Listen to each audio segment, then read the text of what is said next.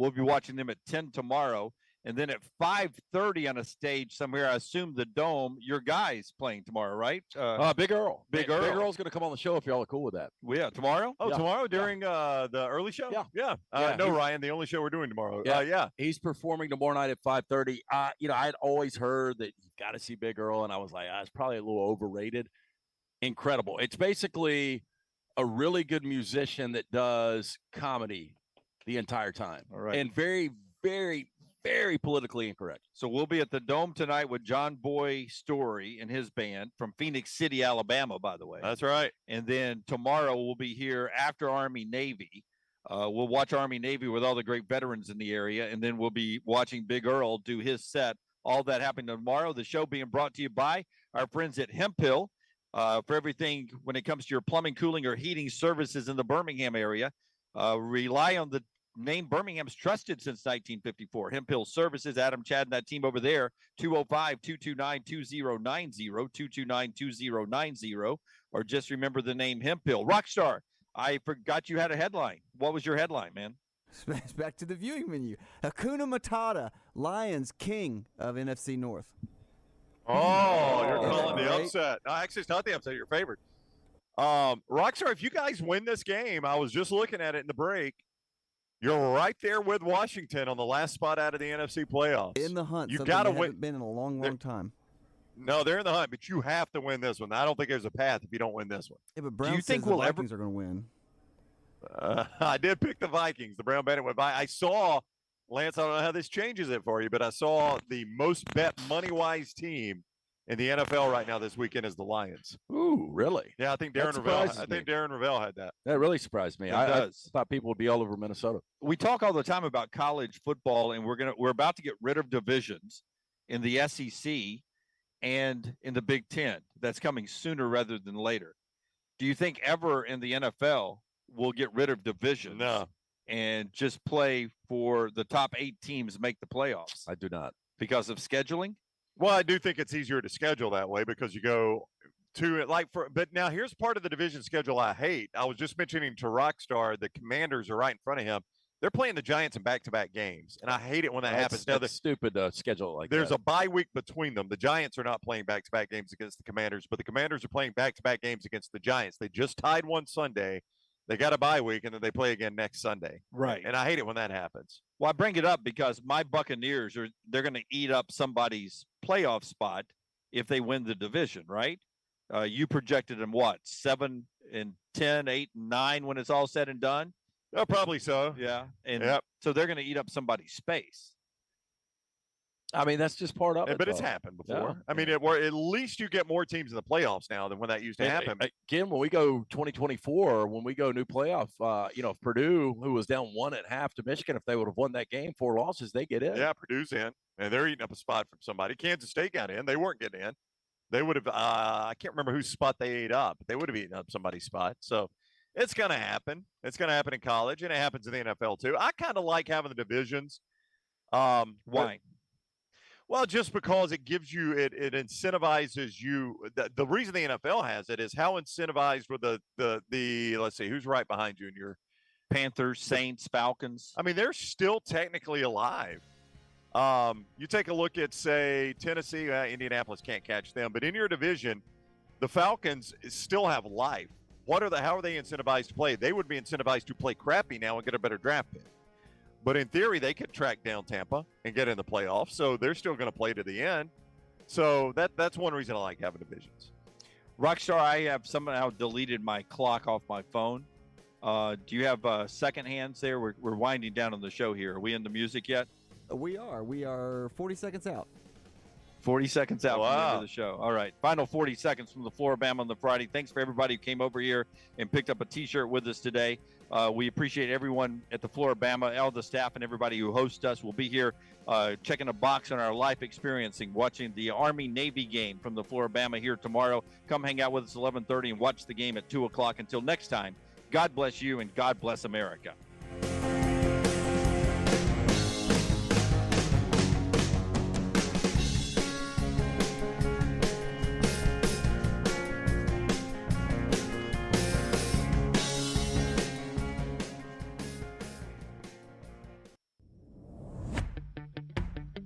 Jim Dunaway, Lance Taylor, Ryan Brown, and Rockstar. Live from the Birmingham Racecourse Casino Studios, the next round, presented by Bud Light, is on now. We get closer to the college football playoffs. UAB leaves for their bowl game today. We have a developing story with Texas's basketball coach we'll get to. Alabama beats another number one team as we await a new AP poll to come out later today, and a couple of more big games for the Tide later on. But we start with the developing story that's been going on since yesterday, the thoughts and prayers for Mike Leach, head football coach at Mississippi State. And last check from the university, Mike Leach is still in a hospital battling and fighting. Those words from a spokesperson from Starkville in the Mississippi State Athletic Department. Other reports out there not confirmed, and they said to ignore those rumors and just know that Mike Leach is fighting and to continue to pray for the Mississippi State head football coach. This is one of those situations where there's not a ton of information coming out around that. Family members notified a transport to the Jackson Hospital from Starkville after a practice on Saturday. The incident happened at home on Sunday. You know, I know we're all different when it comes to Mike Leach as far as a head coach, as far as the way he carries himself, his comments, things like that. But as far as valuing human life, I know we're all together on this. And when you see a situation like this and a guy like Mike Leach, who's only 61 years old, and then some of the reports we were hearing last night, and you hate when something like this breaks and you've got the extremists that are going to throw things out there, and it's not validated. So you really don't know what to believe. You tend to believe the worst, but, prayers for Mike Leach, and hopefully he's able to pull through this thing, and hopefully he'll be able to coach again. But I really don't, I've heard from one extreme to kind of middle of the road, but I haven't really heard anything good outside of the fact that he's still alive. Yeah, I think if you follow those that are very close to Mississippi State and those that know Mike Leach personally, you realize it is an extremely serious situation there. So hopefully, as Lance said, he could pull through and everything will be okay. But it's a scary situation, and we get sucked into, because of how much value we put in athletics, to thinking these people are almost immortal. Like, to think that a sitting head coach could be fighting for his life, you just don't see it happen. Well, Forrester and I were talking before the show if we could think of anyone in the SEC that this has ever happened to. And Tommy Joe Eagles. Yeah. Yeah, Tommy Joe was the head coach at Auburn when he passed. When he had a massive heart attack and died. Yeah, I don't remember he that. moved on. He was at Louisiana Tech, I think it was. he had been fired. Or somewhere else, Yeah, I can't think of one. Jack State years ago had a coach that perished in a fire.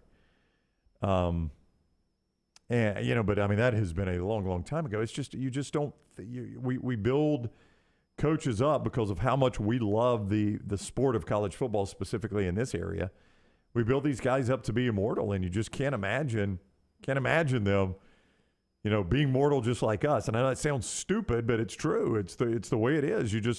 This is a normal thing that happens in everyday life, but we think for some reason college football coaches are immune to it. I can't think of, I'm racking my brain now, even to the professional levels in season when something like this has happened, because, technically with them practicing for a bowl game, they're still in season. Yeah, exactly. I just can't recall anything close to it. So Mike Leach is in dire straits. Prayers for him and his wife Sharon and the Leach family and the Mississippi State Extended Athletic family, as their head coach is in a hospital fighting for his life. He was the head coach at Texas Tech from 2000 to 2009, then to Washington State from 2012 to 2019, National Coach of the Year back in 2018. Zach Arnett, their defensive coordinator, fabulous young coach, is the interim coach handling the day-to-day of the football program while Mike Leach is away.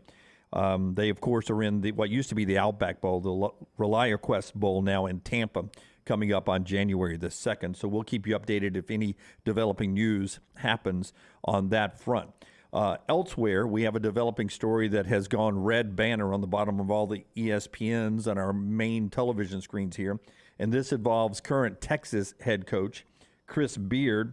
He has been arrested on third-degree felony assault charges. The assault on a family member or household member at 2:07 earlier this morning is when the incident was called in, and the arrest a couple of hours after that. This comes on a day where Texas, who is a Final Four national championship contender, plays a home game against Rice this evening. And Texas says they are aware of the situation, and that's all they're going to say at this point as they continue to gather more information into their head coach, who was out in the wee hours of the morning at a home in Terryville.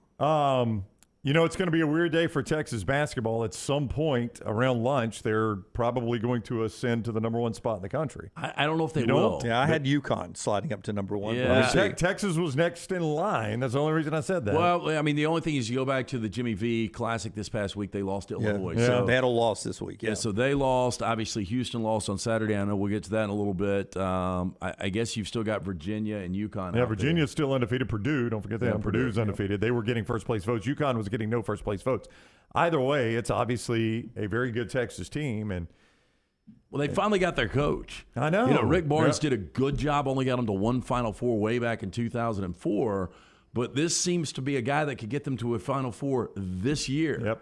And he's got all of this momentum going in the right direction. Texas has got a ton of money behind him. The last thing they want to do is fire this guy. But 99 times out of 100, if this is substantiated and he is guilty of strangulation or a domestic incident with strangulation was Dana O'Neill's, or with I think it was called breath impediment was the phrase that was used. I mean, these are capital offenses when it comes to your job. Yeah. As far as a head coach. Yeah, I mean, you're looking at a felony at this point, a felony charge, and this is very, very, very, very serious for one of the top coaches in college basketball. I mean, say what you know.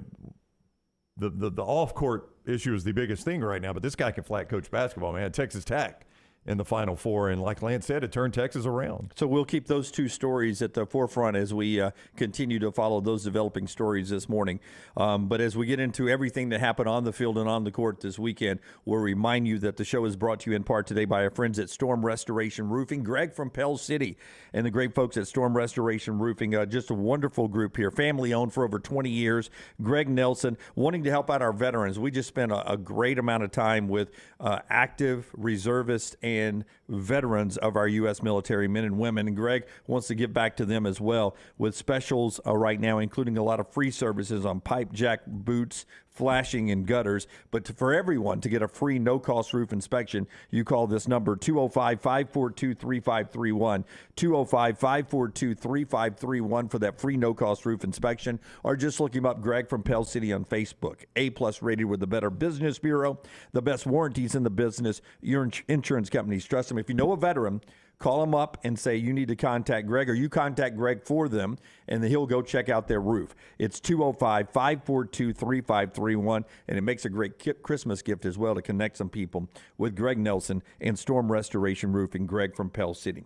All right, on the court this weekend, Alabama beats another number one team while we're talking basketball, and a really dominating second half where Alabama had so many turnovers, 15 turnovers in the first half. They were down by 15 points in the second half, and then they outscored Houston on their floor in front of the biggest crowd in that arena's history. They outscored them 42-21 down the stretch. They doubled them up. Nobody out-rebounds Houston. Alabama did it on their floor Saturday. Yeah, they did 44-39. And I mean, to be down 15 to that suffocating defense on the road with as many young players as Nate Oates has right now. Brown pulled it up on his phone. We're sitting in a booth in the main room there at the Floribama, and every TV was on Army-Navy, so Brown was kind of doing a little play-by-play for us. So it was really difficult to keep up with, but we tried our best. But, for only three Bama players to be in double figures, led by Clowney with 16, and to be able to hold Sasser to 2 of 9 and 9 points. Well, let's start with that because Nabari Burnett was is the defender that was on Sasser, who's one of the more dynamic players in college basketball, and he held him in single digits in scoring on the day. So, you'll look at what Clowney was able to do both offensively and on the rebounds, but shutting down Sasser was the key, and that goes to Burnett there, who handled that duty. And Burnett, ironically enough, played for Chris Beard at Texas Tech. Yeah. Yeah. which is but yeah, great defensive performance there. Sasser's one of the best players in all of college basketball, a guy that was averaging 17 coming into this game. And just a huge win for Alabama. I mean, I can't imagine what that does for their confidence. It was one thing, beating North Carolina, and then North Carolina, the bottom fell out a little bit. But this Houston team is going nowhere. So in a 16-day span, Alabama beat Michigan State.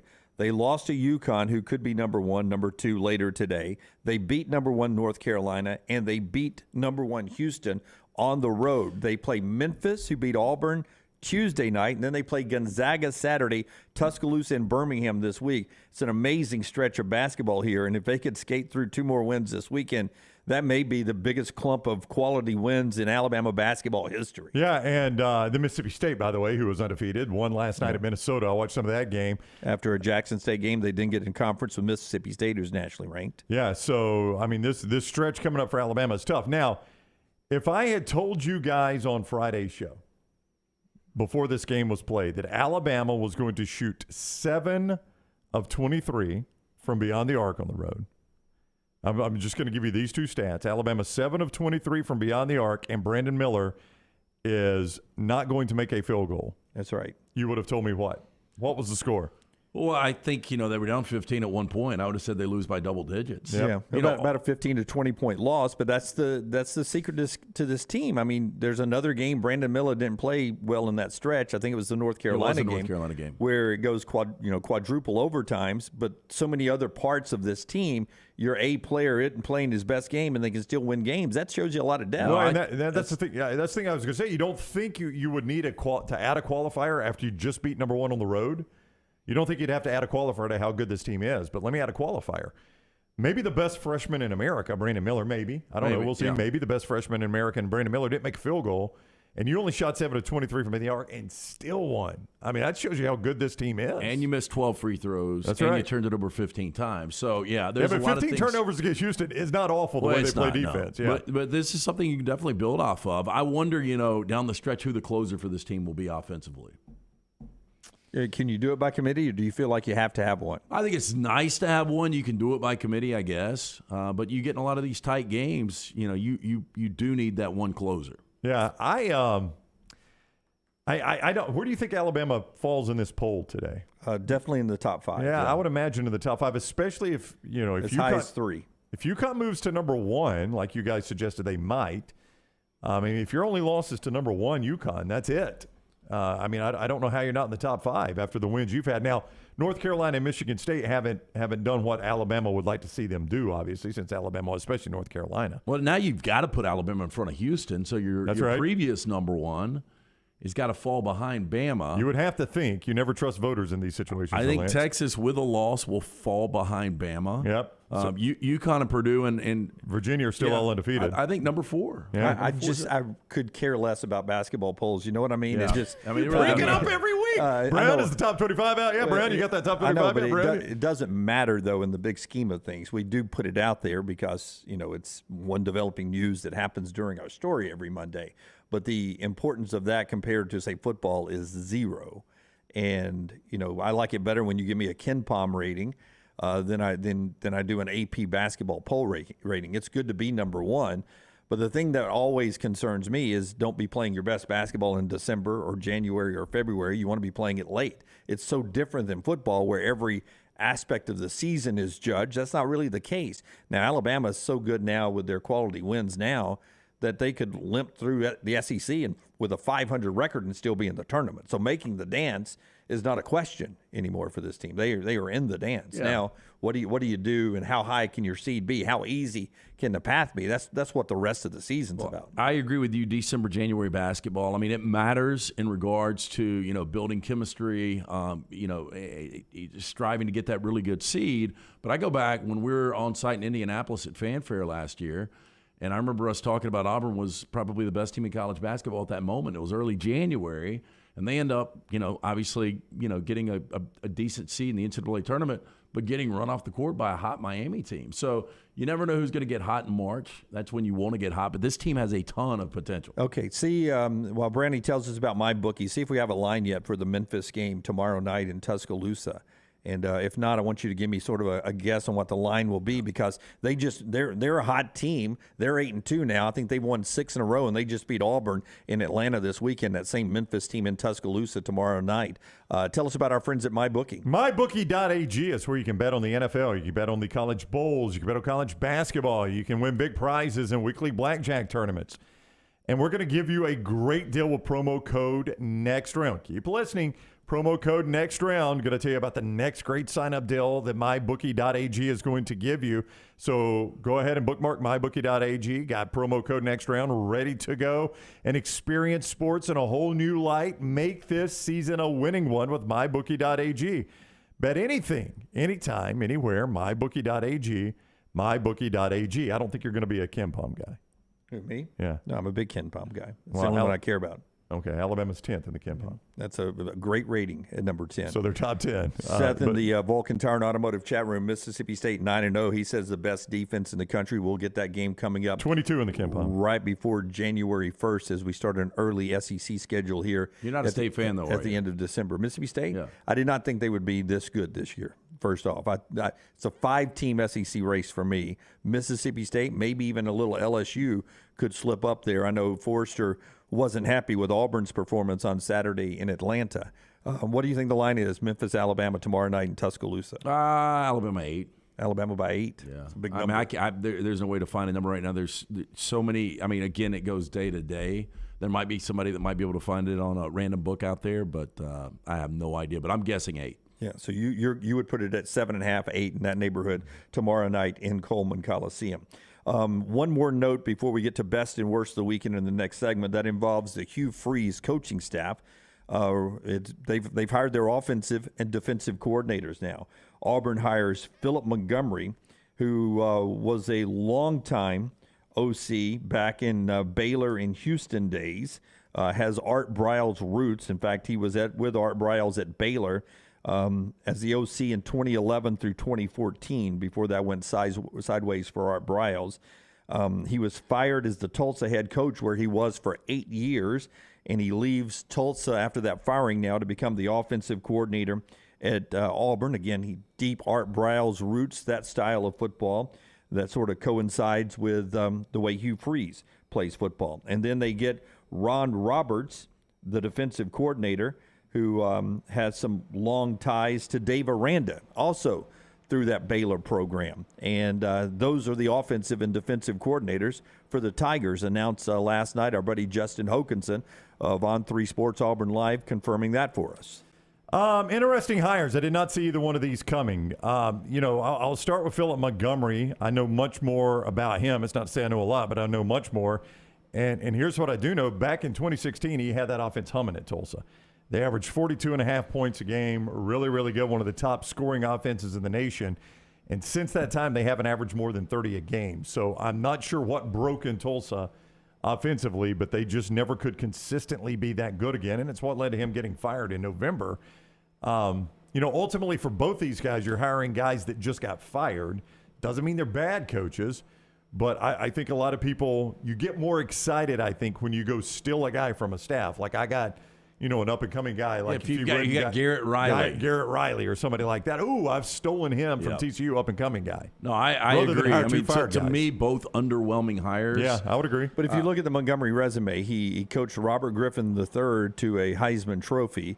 Who is it? What's Petty's first name? Bryce Petty. He was the QB coach for Bryce Petty, who I thought was better than his skill set. He produced better than I thought his skill set was. So he's coached a couple of pretty good quarterbacks. Yeah, I think he helped. He definitely helped with those offenses. Those were Art Briles' offenses. And I think what is really interesting is the first year that Hugh Freeze decides to give up play calling, he's given it up to a guy that looks like the career's regressed a little bit. Now, Philip Montgomery is he really giving up play calling? He said he would consider it. I don't know. This hire does not make me think he will. If I'm an Auburn fan, I don't want him to. Yeah. I think Hugh Freeze calls plays. This hire tells me this guy was very comfortable letting Art Briles call plays, and he was the OC back in the Baylor days. Yeah. Now, in the end, according to reports, he was the guy calling plays. Briles eventually turned the play calling over to him.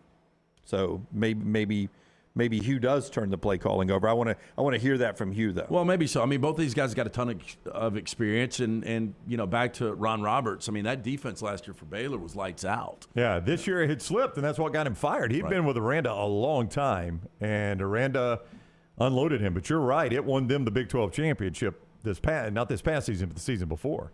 Yeah, so that's the big stories, a variety of those at different fronts throughout the opening segment as we always roll through. We'll do our best and worst of the weekend coming up on the other side. The show being brought to you in part by our friends at Odie's. We'll also talk about the trip down to the Floribama, which always is a great time. We'll get into that in the next segment as well. Odie's is a great time with these guys every Wednesday night with trivia. It is. Wednesday night team trivia. It starts at a little after 8 o'clock. Get there early. Enjoy some great food from Rodney Davis. It's a Birmingham institution. Just a great place to hang out, watch college hoops, enjoy ice cold beer buckets full of the Bud Light. And again, great food from Rodney Davis. Award-winning wings, delicious burgers, great sandwiches. But come see me, Rocky, Will Haver, Wednesday night, 8 o'clock, Odie's Tavern. Follow The Next Round on Twitter, Instagram, and Facebook at Next Round Live. This hour of The Next Round is presented by Culver's. Holiday gift cards are now here. The perfect Christmas gift. For every $40 you spend in gift cards, you'll receive a free value basket. Pick up a Culver's gift card at the Culver's location nearest you. Holly Mack Wilson wants you to have a safe and enjoyable holiday season. To protect your home and keep it safe, Holly suggests the following. Water your tree daily. Keep your packages out of sight from doors and windows. If you travel, secure your home before leaving. Check all electrical circuits and don't overload them. And consider smart technology to protect your home. For more information, call Holly Mack Wilson today, 205-901-9446 or hollymachomes.com. Happy holidays to all from Holly Mack Wilson and anywhere in Alabama, Keller Williams agent. Fall is here, and fall means football, but don't forget about your yard. My yard is looking fantastic, and it's all thanks to our friends at Wayne's. Because it's fall, lawns are now in dormancy, and yards of the month are made in the fall during the proper shutdown of the growing season. It is important to get the correct nutrients and pre-emergent in the turf and root system to ensure a weed-free and lush lawn next summer. Call Wayne's today, 866-WAYNES-1, or visit them online, callwaynes.com. And remember, first month is free of the EnviroLawn service from our friends at Wayne's. The Alabama Head Injury Foundation strives to improve the quality of life for survivors of traumatic brain injury and for their families. Whether the injury is mild or severe, the life of the injured person and their family is changed forever. The impact can be both emotionally and financially devastating. AHIF provides the information to help clients and families understand the results of injury. AHIF helps access available resources and provides services and programs which meet the unique needs of individuals with traumatic brain injury as well as spinal cord injury in certain programs. Find out how you can help at ahif.org. Don't let a roof problem disrupt your football Saturday or Sunday. Call Greg from Pell City and Storm Restoration Roofing. Locally owned at 205-542-3531. Greg wants to give you a free, no-cost inspection. Free, no cost, no obligation, 205-542-3531. He can also pressure wash your metal roofing. It's easy to see why his company's so successful. A-plus rated with the Better Business Bureau, and insurance companies trust him. You should too. 205-542-3531, or just look him up on Facebook, Greg from Pell City. Hey, Lance Taylor from The Next Round to tell you about our friends at New Life Art. Daniel A. Moore has completed his original full-color oil painting honoring Bryce Young, Alabama's 4th Heisman Trophy winner. This painting depicts the memorable Heisman-worthy go-ahead pinpoint pass to John Mechie in the corner of the end zone as the Tide dismantled the vaunted Georgia defense in the SEC championship game this past year. Use code TNR for 15% off. You can order online at danielmooreart.com. Follow Next Round Live on Twitter, Instagram, Facebook, and YouTube. The social media team at Next Round Live is dedicated to giving you daily news conferences and practice video from UAB, Alabama, Auburn, and around college football. Follow and compare to the sites you used to visit. You'll also get the latest highlights and news from the Next Round Daily Show. Turn on the notifications so you don't miss a thing. Next Round Live on Twitter, Instagram, Facebook, and YouTube. See more at nextroundlive.com. Hey, Lance Taylor from The Next Round to tell you about one of our favorite places for breakfast, lunch, and dinner. That is Hamburger Heaven since 1982. Hamburger Heaven has been serving Birmingham's best hamburgers, cheeseburgers, French fries, hand-spun milkshakes, and sandwiches made fresh to order. All of their ingredients are fresh and prepared daily. This includes their beef, always fresh, never frozen, hand-pattied each and every day. For breakfast, lunch, or dinner, visit any of the 4 locations, Highway 280, Irondale, Gardendale, and Homewood. Let's face it, a home is one of the most powerful assets you can have, and our friends at Mortgage Right want to help you build wealth through home ownership. Mortgage Right is all about providing competitive rates, a variety of loan products, and a multitude of resources for a seamless home buying experience. They treat their borrowers like family and are always looking to bring more happy homeowners under their roof. See more by visiting mortgageright.com/TNR today and start living. That's mortgageright.com/TNR. NMLS 2239, Equal Housing Lender. Want more of the show? Download the app or visit nextroundlive.com for the latest podcast. The Mystery Fifth Hour, our Not For All Ages podcast, The Last Call, and our entire Double Down Media podcast family. All at nextroundlive.com and on the Next Round app.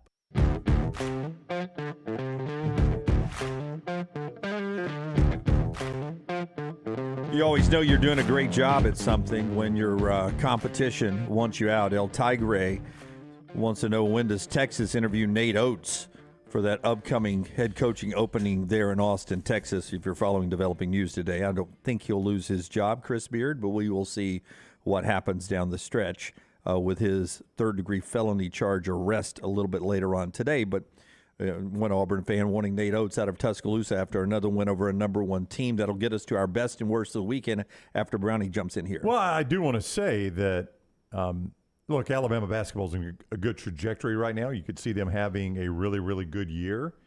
Alabama has paid Nate Oates a lot of money, but Nate Oates has made no bones about it on this show. He wants that new arena. And I've seen drawings for the new arena. I have not seen a date where the shovel hits the ground. And I don't think a shovel has hit the ground yet. It is not. That I'm aware of. And I'm with you, man. I would use this as leverage if I'm Oates. Yeah. I mean, if in fact something happens to Chris Beard, I would assume that Nate Oates would be on a short list. And it's one of those things that I would say, hey, look, we need to get this thing rolling. And if it's not going to happen, because I've heard from people that have been to the new facility Texas has. Oh, the Mood? They said it's incredible. Oh, I'm sure it is. Best and worst of the weekend brought to you by our friends at Hemphill. When something's not running right, flowing right, draining right, or flushing right, you call our friends at Hemphill Services. Adam, Chad, and the team over at Hemphill, the ones we've trusted to fix it right, and fix it the first time at a fair price for years. In fact, Birmingham's trusted the name Hemphill since 1954. For all your plumbing, cooling, and heating needs, trust the name Birmingham's trusted since 54. It's Hemphill Services, 205-229-2090, 229-2090. And remember the name Hemphill. Obviously, everyone's worst of the weekend involves Mike Leach. We started the show with our thoughts and prayers with the Mississippi State coach. If something develops on that, we will pass along with you. Best and worst of the weekend, we want them in the chat room over there. NH3452 says, best of the weekend, Cliff Ellis gets his 900th win. Cliff is still coaching. Is he at Coastal Carolina? Yes. Yeah, so his 900th career win. Bama won over Houston, was another best of the weekend for him. His worst of the weekend is the Chris Beard arrest, but also the collapse of the New York Giants. My apologies to Reed. I didn't really know what I was doing back on Thursday. Well, it wasn't just this weekend. I mean, they've been trending in a bad direction after beginning 7-2. They're going to be lucky to get in the postseason. I mean, they had punters dropping the ball and having to kick it off the ground. They were landmines so bad in the game on Sunday. But it was an entertaining NFL football weekend. If that is something you're interested in jumping in, we'll get to that. But for me, the best of the weekend, anytime we can spend time at the Floribama, is always fantastic. We've developed a wonderful relationship with those folks down there. And I was just amazed, and first off, by all the people who came out. You'll see some of those pictures on the screen, but also the Army-Navy folks who showed up to watch that game. I pictured it being about 50 to 100 people, and truthfully, I thought it would be a crowd of mostly people 50 years of age and older. Such a diverse group of active reservists and veterans, and that's them singing, the Army folks singing last after their win over the weekend. Navy folks standing with them there as they had sung first afterwards, and it just was a tremendous room. You couldn't keep everybody in the room. It was just too small of a venue. And other people were having to go out to other areas of the Floribama to watch the game. So many Army, Navy folks there. Air Force and Marines as well.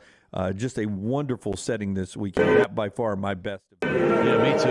When we first heard about this in July, I know we've told the story a couple of times last week and again on Saturday, our specialty show. Steve Powers, right there at the Floribama, told us what an event this was, and I was kind of with you, like 100 people maybe. I lean more towards guys that maybe had fought in Vietnam, maybe even some old Korean 90-year-old war vets. And I was blown away with the balance, the diversity, and just how passionate everybody there was. I mean, these guys were talking a lot of shit between each other during the game, which made it a lot of fun. And you could tell it was good fun. I think we only had one separation the entire 3.5 hours. And I didn't think that was going to get serious, but the game was starting back, so the Floribama people were like y'all are up in the front, goofing off, sit down so people can see the game, I don't think Steve hyped it up enough. It over-delivered. Exceeded. Yep. They did a push-up concert. Now, I'm not good at push-ups. Contest, yes. Push-up contest. 60 seconds. 60 seconds, Army guy versus Navy guy. Rockstar, how many push-ups in 60 seconds do you think is a lot? 60 seconds. 60, that's 1 minute. And these people are what we call fit. Yes. Could break you in half. The dude from the Navy guy was an Asian guy. He was probably 28. I would do 150 to 200. Opposite. That was the Army guy. The Army guy. The Army guy. How about 150 to 200. Rockstar, 200 push-ups in a minute? So you're saying 2 a second? Yeah. Think through that for 1 second. He's going 3 a second. Guy, if I'm so fit in 60 seconds, okay, then 150. Well, the guy that won did 110, which is going to impress everyone but Rockstar. Yeah. Well, that's impressive. I'm not saying I can't do it. I'm just trying to see if these guys are physically fit. 110 but 110 is almost 2 a second. I'm still impressed by it. I would ask for a number. Yeah, 110 push-ups. That's what won the push-up contest. Yeah, because they did one during the Floribama employee party on Thursday night. They did 30 seconds, and they had an Army and a Navy guy up. And the winner there was 47 and 30 seconds. And we were blown away with that. Yeah, 110. I mean, this guy, it was rapid fire. And then in a I don't guess humble brag, I don't know, but in a bold move, the Navy guy had to tap out. I mean, he's at the end. His legs and arms are shaking. He has to stop to rest his muscles. Army guy, they count it down. They get to 60. What does he do? One arm. Keeps going, baby. He's like, he may be stopping. I ain't stopping. But you could tell that he was almost their ringer, because when Steve was talking about on stage, we're going to need one Navy rep, one Army rep. It was the table next to us, all the young kids, and they were like, this is our guy. Oh, I can see why. Yeah. He knew what he was doing. I don't think I could do 110 push-ups in a week, much less in 60 seconds. Ashley, great female listener up the Atlantic Coast, best of the week in Alabama hoops win number 1. Jalen Hurts, likely MVP candidate. Hurts ties Cam Newton, actually passes Cam Newton now, as with back-to-back 10 rushing touchdown seasons. The only people ever to do that, Cam Newton and Jalen Hurts. Jalen and Philadelphia clinch a playoff spot over the weekend, and they are now playing for seeding, trying to be that bye in the NFC. Yeah, I think when you start to look around now, Tua's out of that discussion. Pat Mahomes, obviously a guy like Aaron Rodgers was never in the discussion. It's going to come down, I think, to Jalen Hurts, Josh Allen, and Patrick Mahomes. I don't see how they're going to miss the 1 seed either in the NFC. Minnesota's a house of cards, and I know I had them in my upset alert terrible pick. Congrats to your Lions, Rockstar. They're playing very good football at 6 and 7 in the playoff hunt. I think you said at the end of the show that more money was bet on the Lions than the Vikings. I saw where the Lions went off, I think, number 2 in terms of money Sunday. I saw from a different site, I guess, that Minnesota, 75% of the money was on the Vikings by kickoff, and 68% of the money line money was on the Vikings by kickoff. And the headline on The Athletic was, Vegas lured people in again with this Lions line. And they explained the dynamic of it. That's why you tend to always fade the public, right? It's not 100%, but you don't like being with the public. I didn't play. I got scared off of Detroit yesterday. I got scared off the Jaguars, which I hate that. But I ended up having a 4-1 day in the NFL after 5-1 last Sunday. But more specifically, Lions, Vikings. I mean, you sort of saw the Vikings winning this game, right? No, I saw Detroit winning this game. Yeah, you saw Detroit. That's what I mean. You saw Detroit winning the game because so many people were on the Vikings. Well, look, and Detroit's playing better football than Minnesota right now. I mean, Detroit's won 5 of their last 6. I mean, Detroit's playing really, really good football. And again, we talked about this on the ride back yesterday. Jared Goff he's had 2 really good years. 18 when they go to a Super Bowl with the Rams, in this year. But he's playing really good football, ton of confidence. Now you've got a deep threat in Jamison Williams. Yeah, he got his first touchdown. Good for him. That's a good comeback. But what I was getting at with Minnesota, and I brought this up, I think last week or maybe the week before, and a lot of people are starting to talk about it now. At the time, they were a 2-loss team, like 8-2, 9-2, and they were +2 in point differential. They're now behind in point differential, 10-3. And I think I saw this stat. They're like the first NFL team to be 10-3 and be negative in point differential. It's hard to do. It is very difficult to do. So I think this Vikings team's a house of cards. All that to say, her best was Jalen Hurts. I don't see how they don't get the 1 seed in the NFC. And speaking of point differential, Philadelphia +138. Yeah, they're good, man. And playing on both sides of the ball, a lot of weapons, but Jalen Hurts is a wonderful pick for the MVP right now. More NFL coming up, more of your best and worst of the weekend, brought to you by our friends at Hemphill, but the show also being brought to you by the wonderful folks at Slice. 64, a little cloudy today, some drizzle. That sounds like a perfect day to slide over to Slice. Yeah, look, it's just the best pizza in Birmingham, and they've got so many different, unique pizzas. We were telling you guys about the soul pie that's Brown's favorite. It's local pizza. It's local ingredients. They've got a great selection of cold beer as well, wines.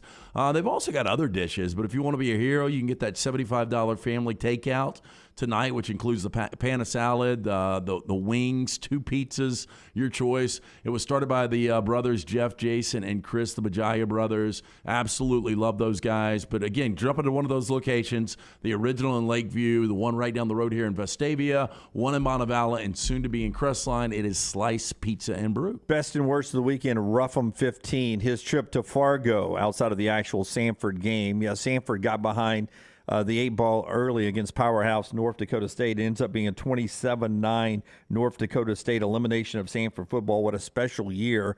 Michael Hires, the season-long starter and a guy who was up for the National Player of the Year award, had a broken wrist, but it came in the second half and tried to bring Sanford back with a broken wrist in his throwing hand. He was 22 of 30, 227 and a touchdown just in the second half on the road in the Fargo Dome. Gutsy effort there. Wished he could have been healthy for the playoffs. Yeah, incredible. And, it's 10-0 at the half, and they show him. We were watching the game, Dunaway, and they show him taking snaps on the sideline. I'm like, oh, my gosh, they're about to bring Hires in. And it's 10-0 at the half. They're right in this game. Unfortunately, North Dakota State opened with a drive in the second half, make it 17-0. And then this is an uphill climb at that place.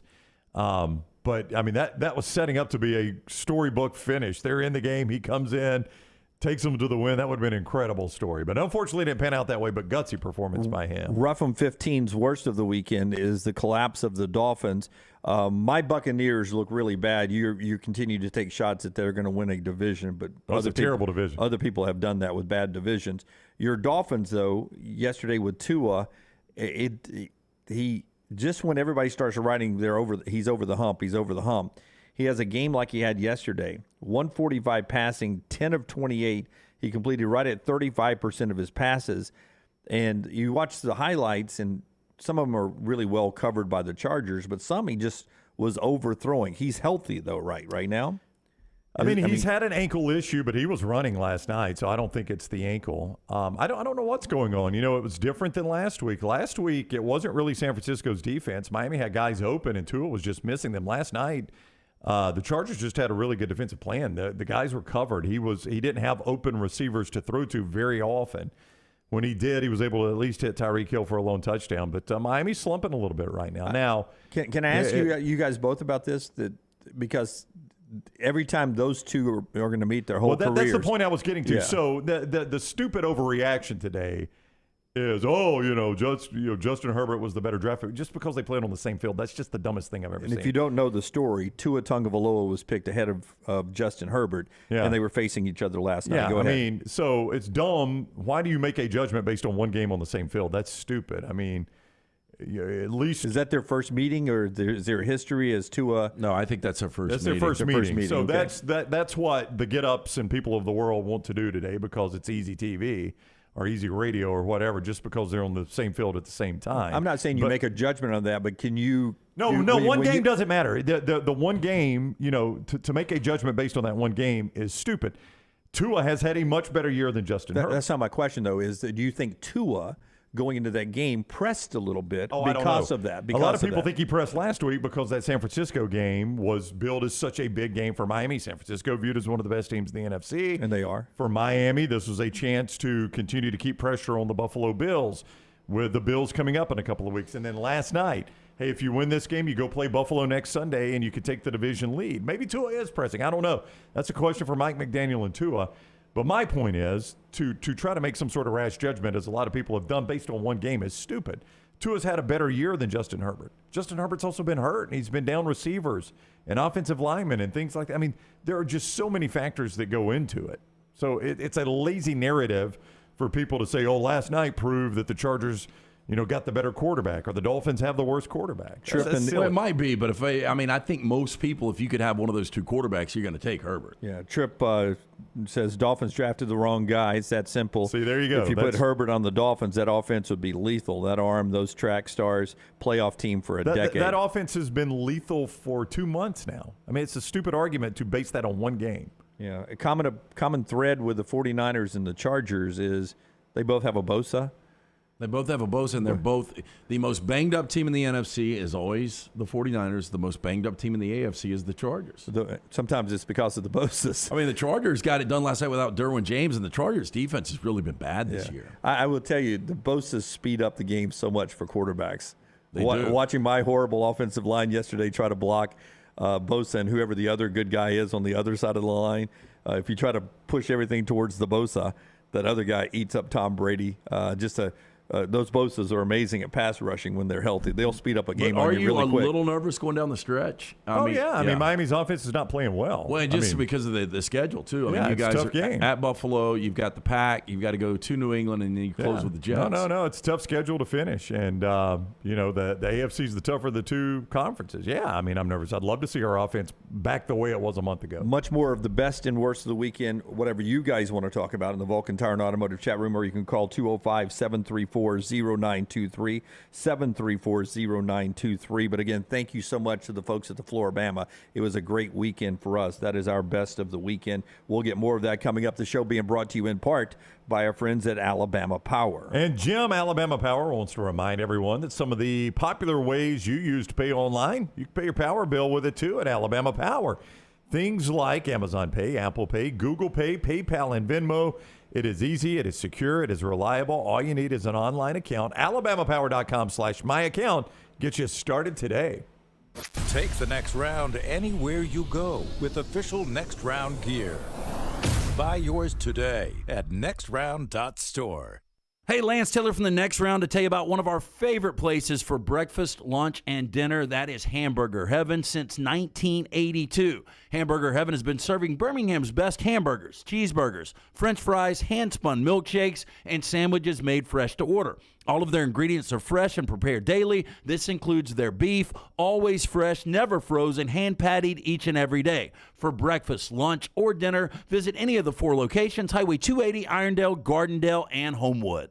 Hey, Lance Taylor from the Next Round to tell you about my friends at Michelson Laser Vision, located conveniently UAB Highlands. Almost 20 years ago, I went in for the procedure. Only took 12 minutes for both eyes. When I went in, I had 2200 vision. I was legally blind. Now I have 20/15 vision, still 19 years later. Make the call today. Schedule a hassle-free consultation. 969-8100. Dr. Mark Michelson, Dr. Jen Michelson, Michelson Laser Vision. Make sure you tell them the Next Round sent you. 969-8100 or MichelSonLaserVision.com. Now is the time to make your kids happy with a playground from Backyard Adventures. Order now and you're still guaranteed a Christmas delivery. Just go to backyardalabama.com. That's backyardalabama.com. On the website, you can see some brand new forts that are available. Plus, the always popular display sale is underway now. Just call 205-408-4FUN. That's 205-408-4386 or go to backyardalabama.com. As always with Backyard Adventures, you get quality 100% cedar with lifetime warranties, and they take care of their customers from start to finish. That means they completely set up the playground. You don't have to do anything. They'll do the landscaping to make it fit into your backyard. They'll do a maintenance program every year for you to keep it looking brand new. And when it's time for the playset to go, they'll come and take it down for you too. Learn about the display sale and see everything you need online at backyardalabama.com or call them up 205-408-4FUN for Backyard Adventures.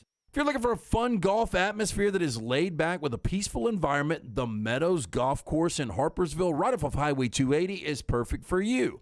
Just a short drive from Birmingham, this 18-hole, 200-acre track with rolling fairways and ample greens is the definition of peacefulness of the country just miles from the city. Enjoy a great lunch before your round and a cocktail on the wraparound porch after 18. Come see us today. The Meadows Golf Course in Harpersville, right off of Highway 280. After years searching for a classic jacket that was functional in the field and the city, Tom Beckby couldn't find one he liked, so he decided to make his own. Since designing that first jacket in 2015, Tom Beckby has continued to draw inspiration from natural settings to produce classic outdoor equipment with time-tested rugged materials. Visit the brand new Tom Beckby store in Mountain Brook Village, a local business, with the goal of outfitting you for the outdoors here in Alabama and wherever the road takes you. Mountain Brook Village or online, tombeckby.com. That's Tom, BECKBE.com. Want more of the show? Download the app or visit nextroundlive.com for the latest podcast. The Mystery Fifth Hour, our Not For All Ages podcast like Bama and Bourbon, and the entire Double Down Media podcast family, all at nextroundlive.com and on the Next Round app. It's time to race around Talladega and help out Toys for Tots. It's happening 9-1 December 10th. That's this Saturday at the Talladega Superspeedway. For a $50 donation per vehicle, you can drive around the track for 3 full, exhilarating laps with all donations going towards Toys for Tots. It's also free to attend and explore the Talladega Garage experience. We encourage everyone who attends to bring a new unwrapped toy for Toys for Tots. Learn more at TalladegaSuperspeedway.com. Follow Next Round Live on Twitter, Instagram, Facebook, and YouTube. The social media team at Next Round Live is dedicated to giving you daily news conferences and practice video from UAB, Alabama, Auburn, and around college football. Follow and compare to the sites you used to visit. You'll also get the latest highlights and news from the Next Round Daily Show. Turn on the notifications so you don't miss a thing. Follow Next Round Live on Twitter, Instagram, Facebook, and YouTube. See more at nextroundlive.com. Want more of the show? Download the app or visit nextroundlive.com for the latest podcast, The Mystery Fifth Hour, our Not For All Ages podcast, The Last Call, and the entire Double Down Media podcast family, all at nextroundlive.com and on the Next Round app.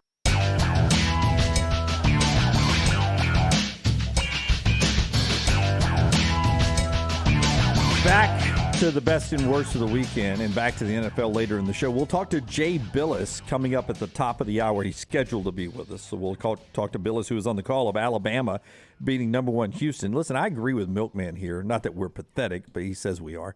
But I don't like us discussing Nate Oates leaving Alabama or needs to leave Alabama. I don't remember anybody saying he needs to leave Alabama. Y'all never campaigned for Pearl to leave Auburn to go somewhere else. I'm just saying, why would Bruce Pearl's name not be mentioned at Texas along with Nate Oates's? Yeah, but I think it's very different, the situations. Bruce Pearl was given a second chance by Auburn. I think he feels somewhat obligated and loyal to Auburn. And I'm not saying Nate doesn't feel that.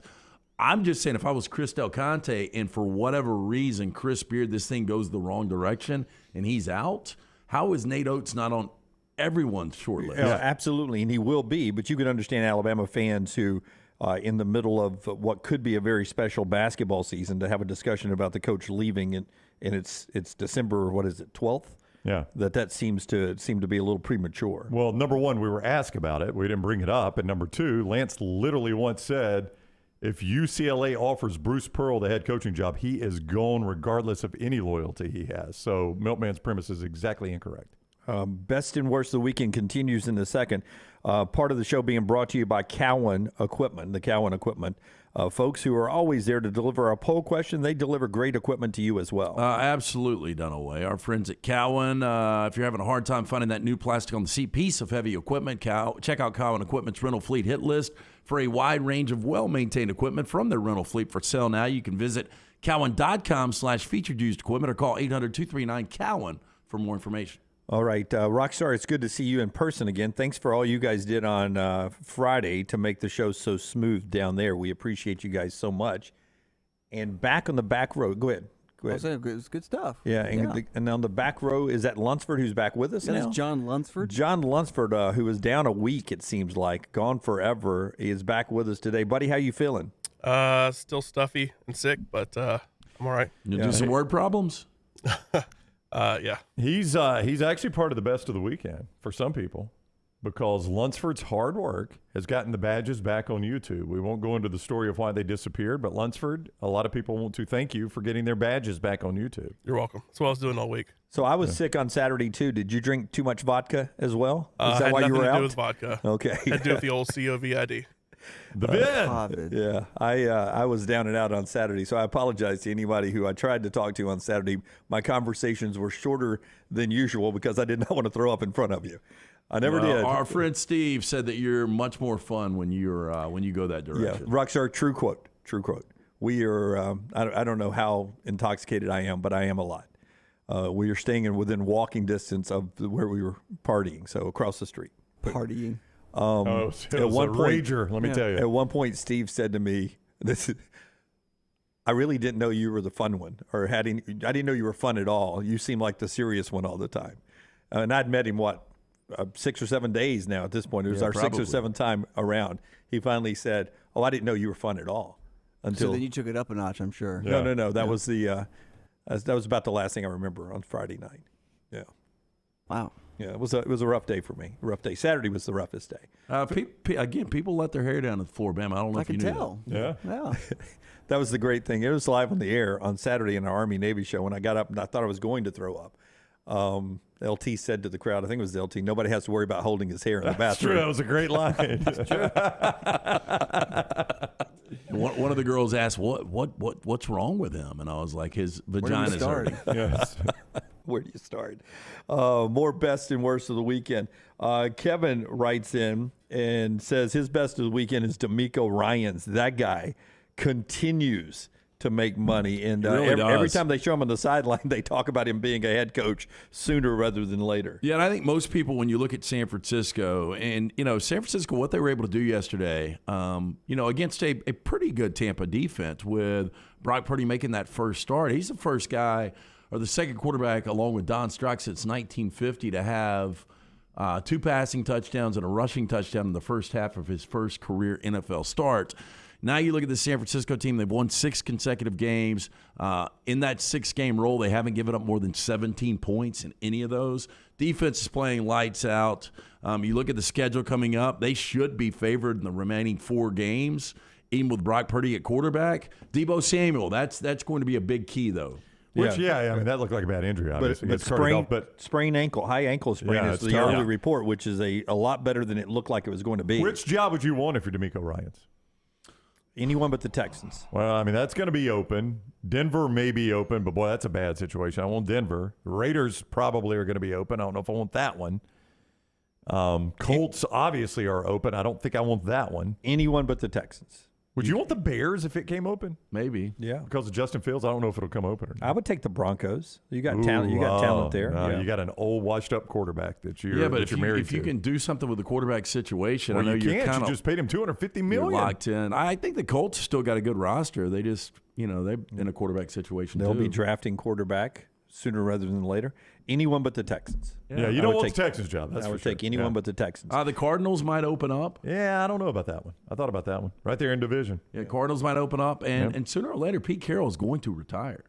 Yeah, you're not in a great quarterback situation with Geno Smith there, but you've got options. Yeah. But you're not locked in. You're familiar with that division, D'Amico is, and then you have a fan base that's used to great defense, so they'd be comfortable, an ownership group comfortable with you putting a priority on drafting defense, not offense, because the Legion of Boom was one of the reasons Seattle was so good for so many years. They've still got really good receivers, though, and once Kenneth Walker and Rashad Penny come back, I mean, you've got weapons. You've just got to find the right quarterback there. More of Best and Worst of the Weekend brought to you by our friends at Hemp Hill throughout the show. Jay Bilas coming up at the top of the hour. One more note here before it's a developing story as well involving the Southeastern Conference after Brownie tells us about our friends at Greystone Chiropractic. Yeah, I was asked just the other day, our own Taylor Corn said someone had reached out to her and said, hey, Brownie talks about Greystone Chiropractic. Is it as good as he says? Absolutely. I trust Dr. Lee to take care of my family. That's all I need to tell you. Also under the same roof is Element Wellness in Tattersall Park,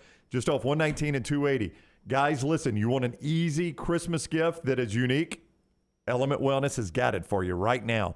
Your lady would love these wellness infusion packages. 3 Myers cocktail vitamin infusions for just $397. Easy, taken care of. Ladies, you want to get the men in your life something easy? 10 sessions of cryotherapy, just $350. It's a $50 savings.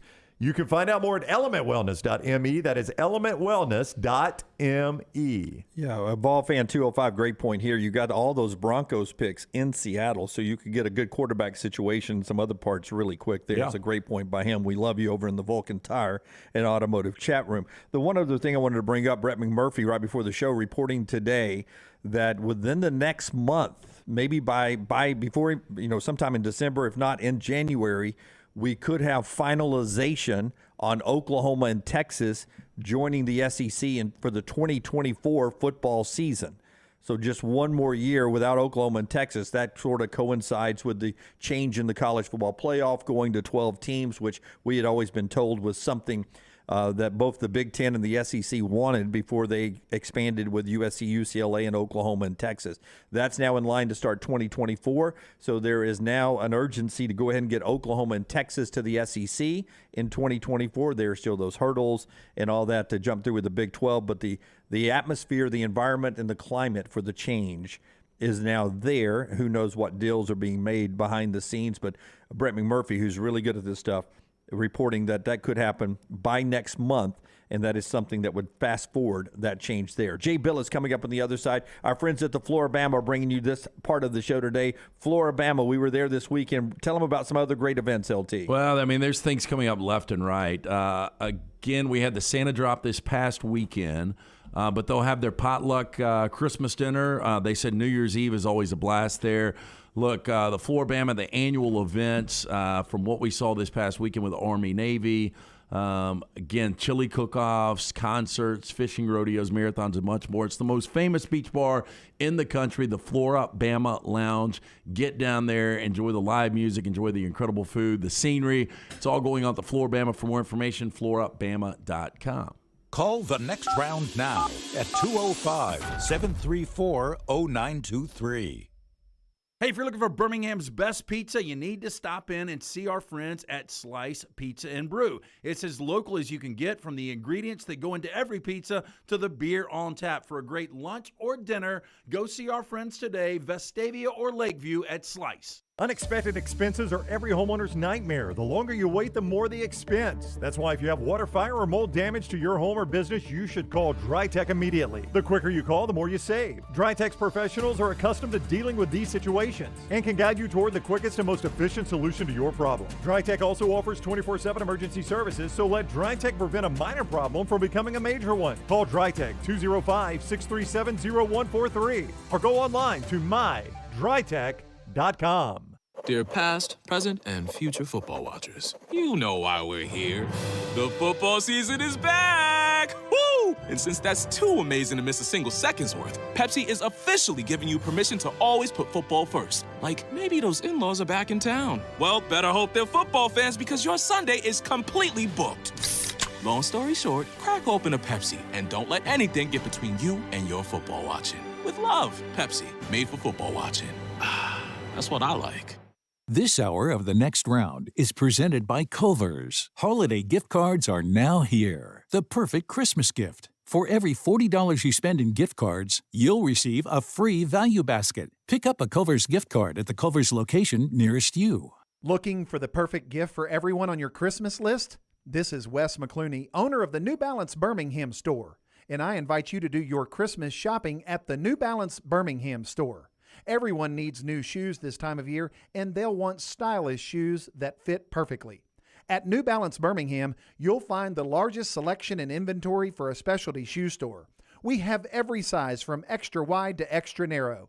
Shop the New Balance Birmingham store on Highway 280 next to Chick-fil-A. A legendary coach once said, "It's not the will to win that matters, it's the will to prepare to win." Bryant bankers have the dedication and experience to put together a financial game plan that's right for you. Stop by one of the 7 Central Alabama locations today or give them a call at 1-855-4-BRYANT to begin preparing for your financial future today. you'll find out what unbeatable service and legendary results are all about. Bryant Bank, Equal Housing Lender, member FDIC. Stay up to date with the Next Round on the website, nextroundlive.com. The latest videos from the show, plus podcasts like The Mystery Fifth Hour, Bama and Bourbon, Last Call, and others from our Double Down Media podcast family. You can start your day with the latest college football stories, plus easy to listen to hour-by-hour downloads of the live show. Nextroundlive.com, a great way to stream the show live or shop in the Next Round store. Make nextroundlive.com your homepage. That's nextroundlive.com.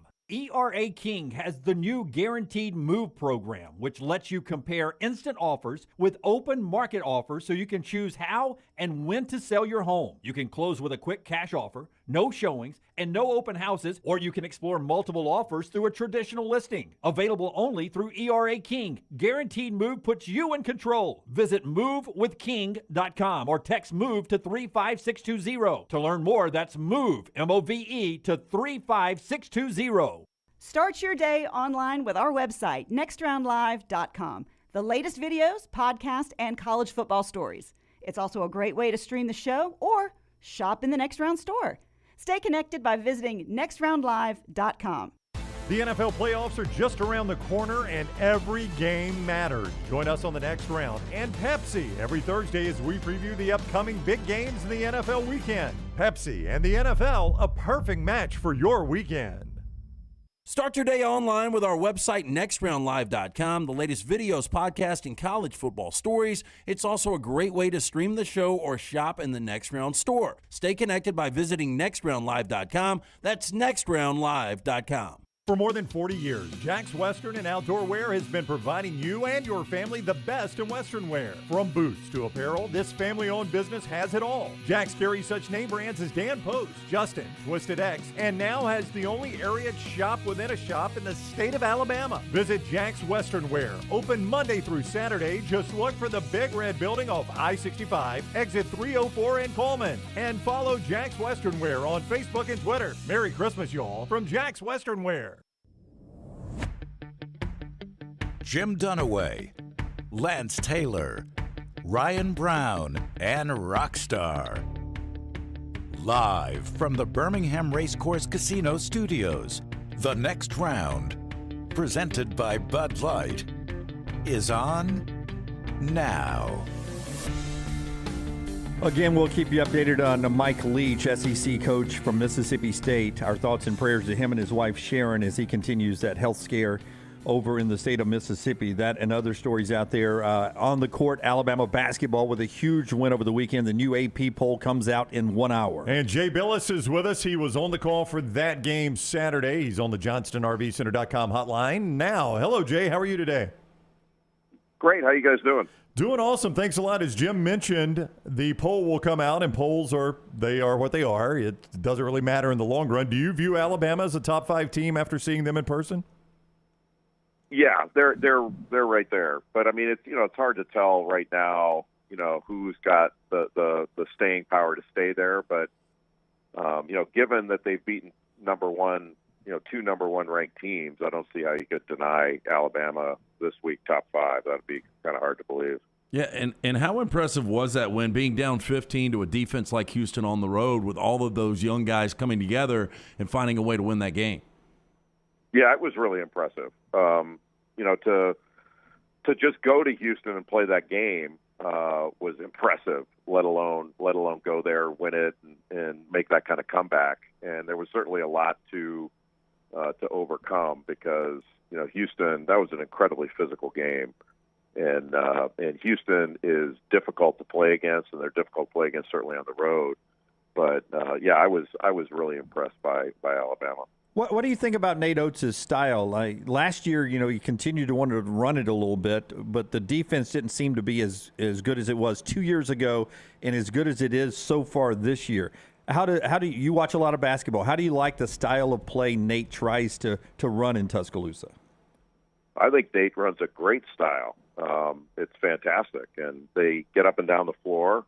They want to run, and people say they want to run, they don't do it.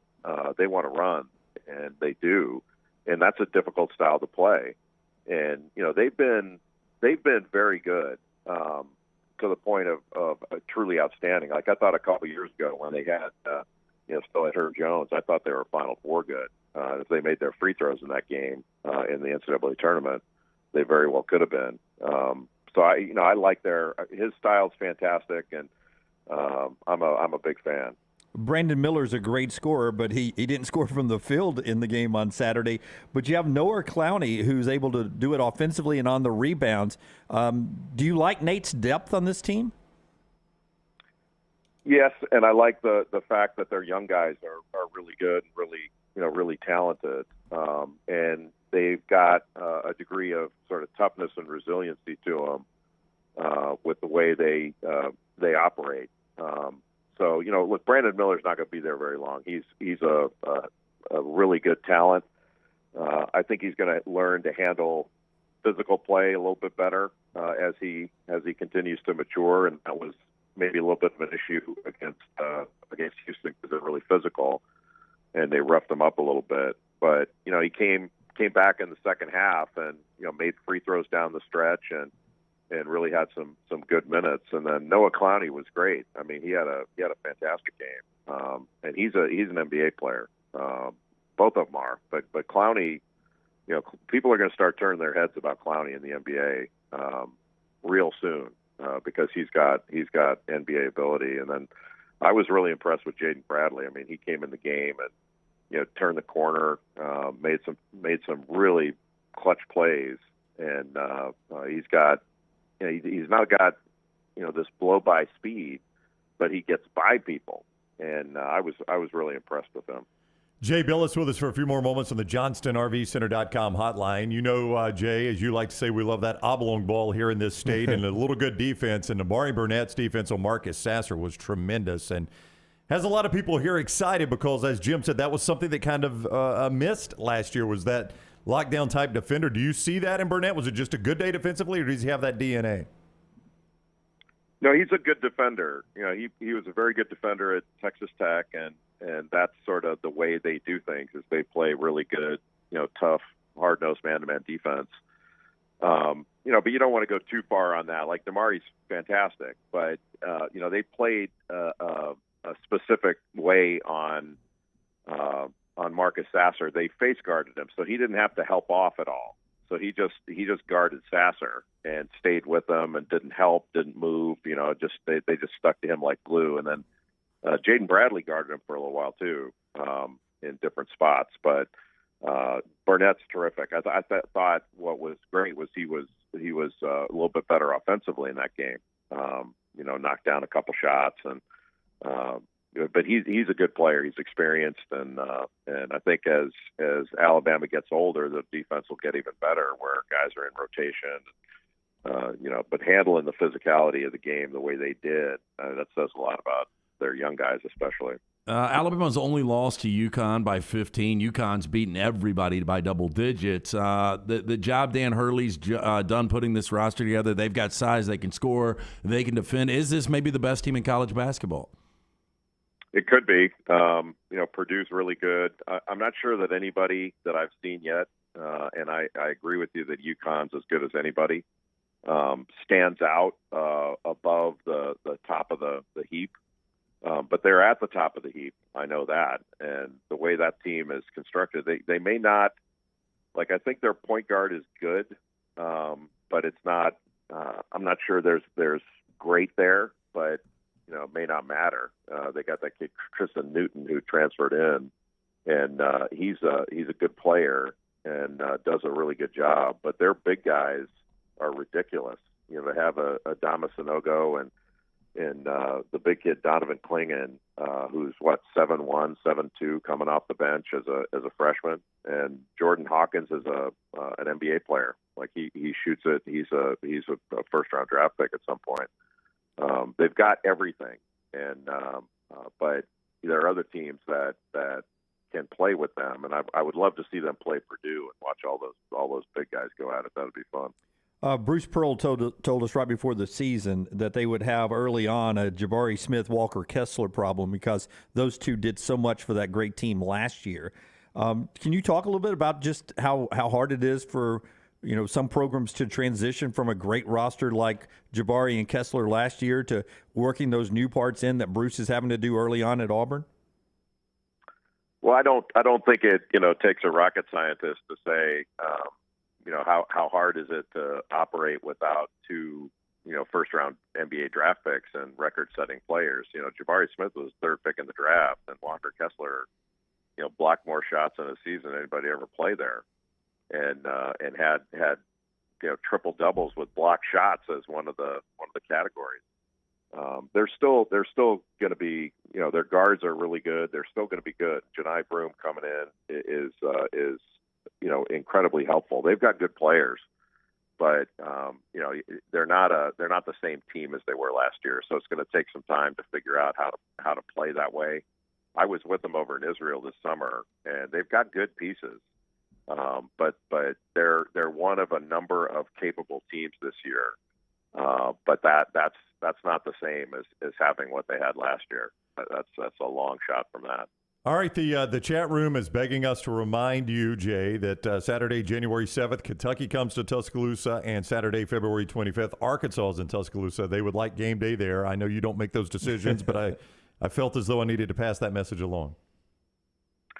We are well aware of the schedule, so I will pass that along to my bosses. But I wish I made those decisions because I'd rather be in warmer weather eating barbecue than somewhere in the Northeast where sometimes we go. But I wish I made those decisions, but I don't.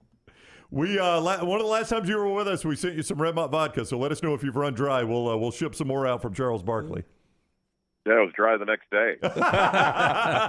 All right, we'll replenish. I had that same night, Friday night, Jay. It was not a good Saturday, but you did a hell of a call on Saturday from what I remember, yes. All right, Jay Bilas, ESPN, thank you very much for the time, Jay. Take care. Thank you, guys. Take care. All right, Jay with us on the JohnstonRVCenter.com hotline. He's down with his Redmont LT. Yeah.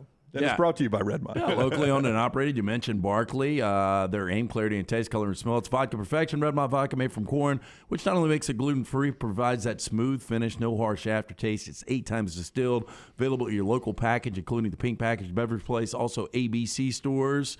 And the 25 days of Redmont cocktails continue to day 12, right up your alley, Dunaway, the Red Mint Shirley Temple. It's 1.5 ounces of Redmont vodka. It's a handful of cherries frozen in ice cubes, splash of grenadine, fill with a little Sprite, garnish with cherries and mint, and you've got the Red Mint Shirley Temple. I would have killed for one on Saturday.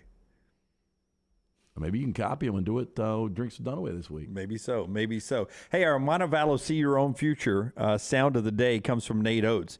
Here is I was wondering when you were going to do the See Your Own Future. Well, I told you, it's a rundown right here, 10-12. It says, do the Montevallo See Your Future sound of the day. It's Nate Oates after the win at Houston. He sees the future on building on that win. Let's just start. I couldn't hear my own future, Rockstar. I can only see it. That's why you need the University of Montevallo, montevallo.edu. Let's do it. This is one of those character wins that shows our guys are going to keep fighting no matter what the score is. Like we could have easily given up. Down 15, the start to the second half wasn't great. Kind of made some changes, went with the bench guys, hung in there, and, kept clawing away at the lead. Finally took the lead, and then were able to pull away from them. So huge program win. Not sure how many teams get the chance to play 2 number 1 teams in non-conference, let alone beat them. But, I think that shows where we've gotten this program to, that we can play with anybody in the country at this point. Yeah, and a big win there. Nate, of course, not extra, gel or anything in his hair. That is the result of a water and then Gatorade bath inside the locker room after the win there. Montevallo, right now for your son or daughter, great place for you to go to school. Montevallo.edu, get that in-person tour. Find out why small class sizes can benefit your son and daughter and everything Montevallo has to offer. It's montevallo.edu, Brown. I'm guessing that'll be the last number 1 team they face until potentially the NCAA tournament. Tennessee. Yeah, Tennessee's got possibility. They're number 7. They'd have to continue to win, and Alabama doesn't play them until the day after Valentine's. Tennessee smothered Maryland defensively yesterday, 34-17 at the half. They played a very Big Ten style and slowed it down. And they're at number 10, Arizona, coming up Saturday while Alabama's playing Gonzaga. So that's a good day for the SEC. to make some national points there. It really is. But as I said, I think I said this correctly back at the beginning of the year, that I did not think Kentucky would be in the top 3 of the SEC. And Alabama, Tennessee, and Arkansas, to me, are the 3 best teams in the SEC. And that's where we sit right now. Auburn, I think, will grow into a tournament team, a good team by the end. Kentucky will be there. Sheboygan is so good. 10-point win over Yale, a pretty good Yale team over the weekend. But it's an interesting league when you've got Mississippi State and LSU clawing to get a little bit better as well. Yeah, you just wonder who's going to end up being the best league. And right now you can make the argument for the SEC. I mean, the Big 12 is going to be really good when you look at Texas, you look at Kansas, you look at Baylor. The Big 10 is always right there in the mix. But I think this is a year that when it's all said and done, the SEC could have a major impact on the tournament. We beg for days like this in college football. Have you looked at Saturday's schedule in college basketball? I haven't looked past the Gonzaga game with Alabama at 12 noon at Legacy Arena. Indiana is at Kansas at that same time on ESPN2. Bama Gonzaga on CBS. That's 2 top 15 teams, Indiana and Kansas. Right after that on ESPN2, Houston, the current number 1, is at Virginia, who may be number 1 by then. I don't know. And you've also got UCLA, Kentucky, 2 top 20 teams. And then the nightcap, 9:30 on ESPN2, Tennessee, Arizona, 2 top 10 teams. All that with bowl games starting on Friday with UAB, who left today. But back to the SEC point, LSU beat Wake Forest 72-70 over the weekend. KJ Williams hit 7 threes in that game. Now, the only weird thing about that is KJ Williams is a big. He's 6'10", 6'10" stud for LSU.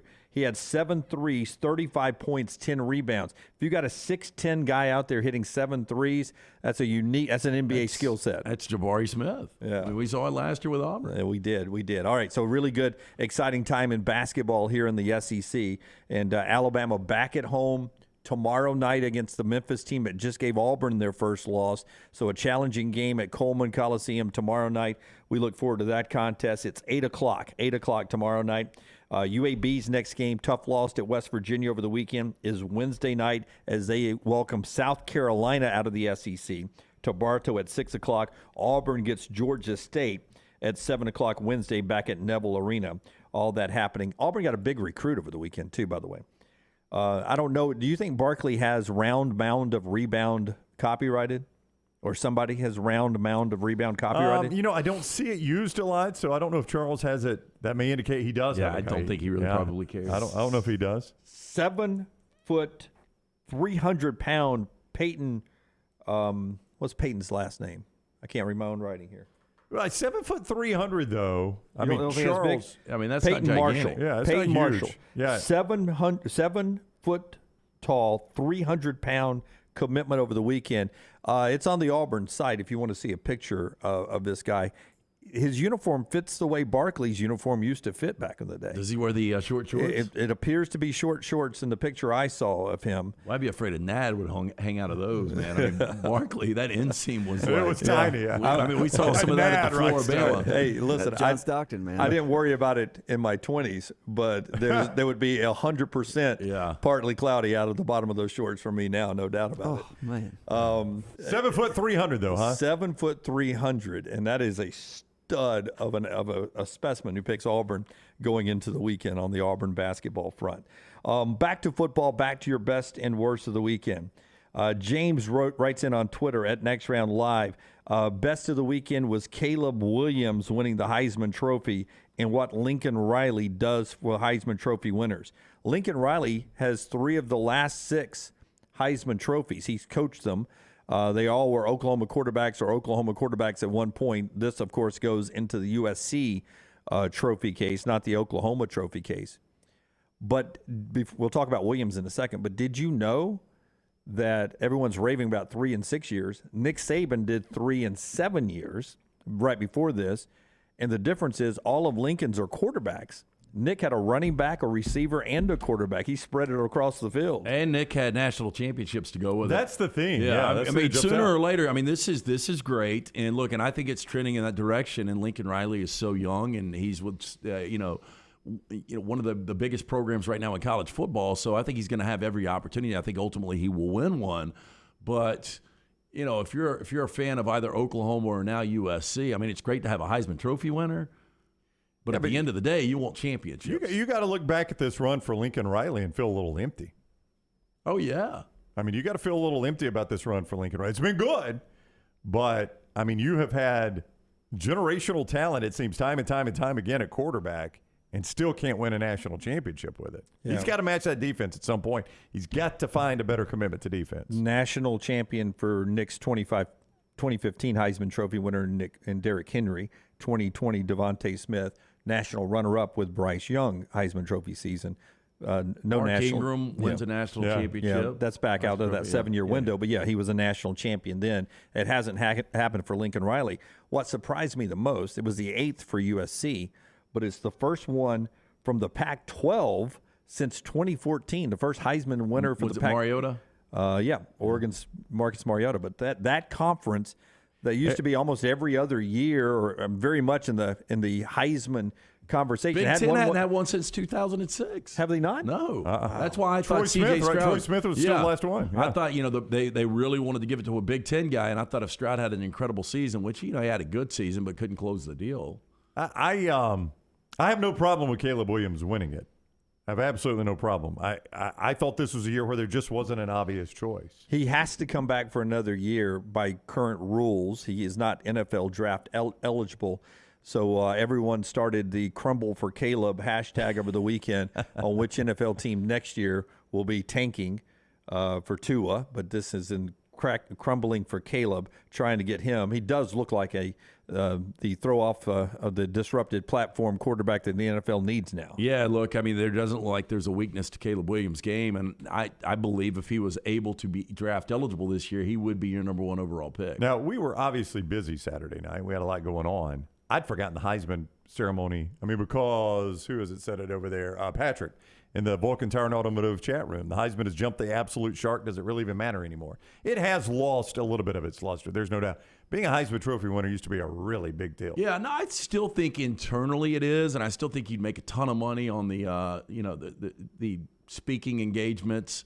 But I didn't even think about it. Like, I opened my phone. But it's still the greatest one accomplished. I mean, what's a bigger deal, being the NBA MVP or winning a Heisman Trophy? Well, here's the problem: is that we know before we get there who's going to win it. I mean, where's That's the right. drama? There is no drama anymore. Yeah. You knew it was Caleb Williams' trophy, and I felt my phone buzz, and I pulled it out thinking I had a text, and I looked, and it was a ESPN alert that Caleb Williams had won the Heisman, and I literally said to myself, "Crap! I forgot they were doing the Heisman tonight." Yeah. See, but I didn't think about it either because I knew Caleb was going to win. So it was not that big a deal for me. Interesting. I like the Heisman. It's a big deal to win the Heisman to me, but we cover it so much throughout the year that by the time we actually get to the ceremony, there's no drama. We know who's going to win. You know, there was, and I was actually, hate to admit this, I was at a wedding a few years ago when it came down to Tua and Kyler Murray. Yeah. And there was a lot of drama that night because really nobody knew who was going to win. I mean, it was basically even money between those two. And it would be more fun if you had a little mystique like that. Yeah, and I always feel like with so many voters out there, I know they're not supposed to share their vote, but I always feel like Vegas has a pretty good feel on how everyone is going to vote. So by the time we get to it, Vegas's odds are usually pretty on. Rarely is there an upset. Yeah, and look, and I never released mine, but I did vote Caleb number 1. Yeah, good job by you. Good job by our friends at the Urology Centers of Alabama. They're keeping us ready here in the month of December now, LT. Well, last week we had Dr. Austin Lutzen talking about kidney stones, and we're hearing the horror stories in the chat room over there about the kidney stones. Kidney stones are hard pebble-like deposits made up of minerals and salts that form inside the kidney and may be in one or both of the kidneys. Kidney stones may start small but can grow into large-sized stones. Researchers have concluded that 1 in 10 people will get a kidney stone during their lifetime. What causes kidney stones? Not drinking enough liquids, especially water, having a diet that includes substances that form the stones, phosphate, for example, which is in meat, fish, beans, other high-protein rich foods. Also a diet high in salt. If you have a family history of kidney stones can be hereditary. Having a back blockage in the urinary tract is another cause of the kidney stones. Look, if you have any questions at all, if you need anything medically, our friends at Urology Centers of Alabama, they can help you. 205-930-0920. That's 205-930-0920. It's Urology Centers of Alabama. Everything Next Round is on demand now in the podcast section at nextroundlive.com. Hey, Lance Taylor from The Next Round. You've heard me for years talk about our friends at Bromberg's Jewelers, and we welcome you to stop by and see that great customer service at the Mountain Brook and Summit locations, but we'd also love for you to check out their new online shop. They've got plenty to choose from. Great gifts, big and small. Available online, they've got David Yurman, Tudor watches, select diamond and gemstone jewelry, William Henry, seasonal and favorite giftware items and baby gifts as well. They've even got an online sale section. For more information, brombergs.com. Follow Next Round Live on Twitter, Instagram, Facebook, and YouTube. The social media team at Next Round Live will share the latest interviews and videos from UAB, Alabama, Auburn, and campuses all over the college landscape. You'll also get the latest highlights and news from the Next Round Live Daily Show. Jim, Lance, and Ryan will share their thoughts, and remember, you can always see the old shows on the Next Round Live YouTube channel. Subscribe, like, and don't forget to comment. Turn on the notifications so you don't miss a thing. It's Next Round Live on Twitter, Instagram, Facebook, and YouTube. You've been wearing that thin, raggedy t-shirt for years now, and people cannot stop whispering and staring in your vicinity. We've all been there. Luckily, there's a solution to your lack of fashion and social cues. At nextround.store, they have plenty of options when it comes to a variety of shirts and hats. Once you start putting that Next Round gear on, be prepared to make new lifelong friends and hundreds of unforgettable conversations. Hope you like random high fives in the street, because that's what you're getting after visiting nextround.store. This is for the men who never settle, the ones who believe only quitters end a game in a tie, the type of guys who choose the bar with the biggest TVs to overcompensate for theirs at home. This is the Lodge mentality. This is Twin Peaks. It's time to start thinking about employee holiday gifts. Consider getting your hardworking guys a pair of Red Wing boots. Each day, your employees are on the job site helping your company succeed, so reward them with comfort at its best. The Red Wing mobile shoe truck can visit your shop and fit your employees with a great selection of boots. Or Red Wing gift cards can be purchased at your local Red Wing store, available in all amounts. Whichever program you choose, your employees will appreciate the quality, service, and selection from Red Wing shoes, and they'll also be thankful they have such a great boss. Reward your employees this holiday season with Red Wing shoes. Start your day online with our website, nextroundlive.com, for the latest videos, podcasts, and college football stories. It's also a great way to stream the show or shop in the Next Round store. Stay connected by visiting nextroundlive.com. Want more of The Next Round? Download the app or visit nextroundlive.com for the latest podcast, The Mystery Fifth Hour, our Not For All Ages podcast, The Last Call, and the entire Double Down Media podcast family. All at nextroundlive.com and on the Next Round app. The Next Round store is live and loaded. Check out the latest logo t-shirts and hoodies, get your favorite team colors, the Next Round flag shirt, or grab the popular Y'all Can Have the Rest t-shirts. Go to nextround.store. That's nextround.store. Hey, Lance Taylor from The Next Round to tell you about our friends at New Life Art. Daniel A. Moore has completed his original full-color oil painting honoring Bryce Young, Alabama's 4th Heisman Trophy winner. This painting depicts the memorable Heisman-worthy go-ahead pinpoint pass to John Mechie in the corner of the end zone as the Tide dismantled the vaunted Georgia defense in the SEC championship game this past year. Use code TNR for 15% off. You can order online at danielmooreart.com.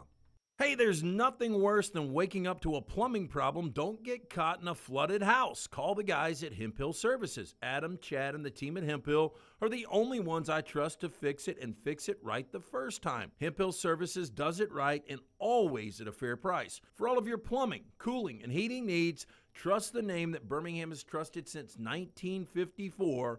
That is Hemp Hill Services. Call now, 205-229-2090. That's 205-229-2090.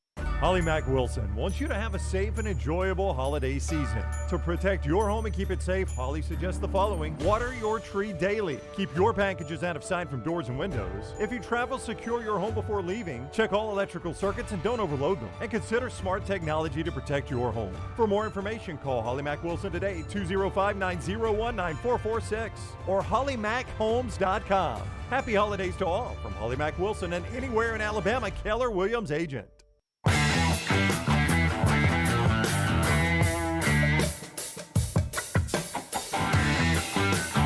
More on a couple of developing stories. that we've been following since the start of the show after LT tells you about our friends at Bromberg's. It is that time of year, holiday and Christmas gifts, as easy as one stop with our friends at Bromberg's. Yeah, family owned and operated since 1836. Bromberg's, they've established a solid reputation as a fine purveyor of quality diamonds as well as jewelry, timepieces, and gifts. Bromberg's also has that extensive giftware department to service the registry of brides and grooms in Birmingham. Go see our friends at Bromberg's. 2 great locations, Mountain the Summit, shopping centers.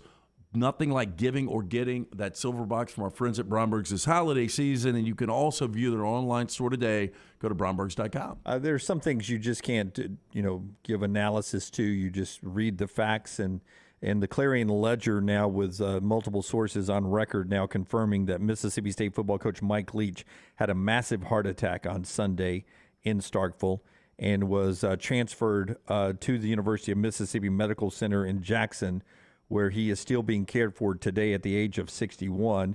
The report states that he did not receive medical attention for between 10 to 15 minutes. And when the EMTs arrived, according to the report in the Clarion Ledger, they used the defibrillator machine and delivered multiple shocks to restore normal heart rhythm. And the concern as he was stabilized at a local hospital in Starkville and then transported was that he suffered brain seizures, which could result in the possibility of brain damage. The sources are telling the Clarion Ledger that the situation is dire. That is their word, and that report from the Clarion Ledger. So for those that are following that story, that is the details a lot of people have been hearing, but now confirmed from multiple people by the Clarion Ledger in the state of Mississippi. It's awful to hear, and, hopefully, I don't want to call it a miracle, but, hopefully this thing's able to flip around and, Mike will be able to pull through. I mean, again, say what you want about his coaching ability. I mean, that guy is he was cut from a different mold.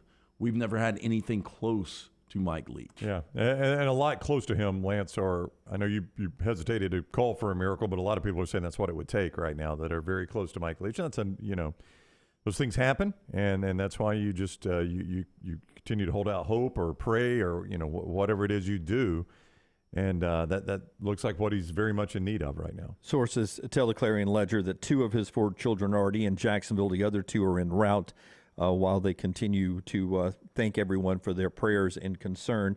Not only the Sharon and the Leach family, but also the Mississippi State family, and we're whole here in the SEC. Sending our prayers and our thoughts over to Mississippi State. Another developing story today was Chris Beard, and there are, as we always caution, that there are always sides to different stories. The Texas basketball coach, Chris Beard, arrested earlier today, 3rd-degree felony assault charges for assault on a family member or a household member. That was the report, the police report from this morning, multiple sources out in Texas. Texas is aware of the situation. There is buzz about other things surrounding that arrest. So as always, we always try to hold judgment until the end. But Chris Beard is in a little bit of a legal situation today with his team, one of the best in the country, and getting ready to play a home game tonight against Rice. So we'll continue to follow that other story that's developing today as well as we move forward. Oregon State has signed Jonathan Smith to a long-term deal. He was a hot candidate for job openings around the country during this cycle. He's a guy that you love at Oregon State. Yeah, Jonathan Smith deserves this. The more I sit back and think about this, although the Pac-12 is going to be diluted with USC and UCLA leaving, it gives him a more open path to possibly get into a college football playoff. And I think he's one of the best coaches in college football, and playing for his alma mater where he quarterbacked, I don't think he's going to go anywhere.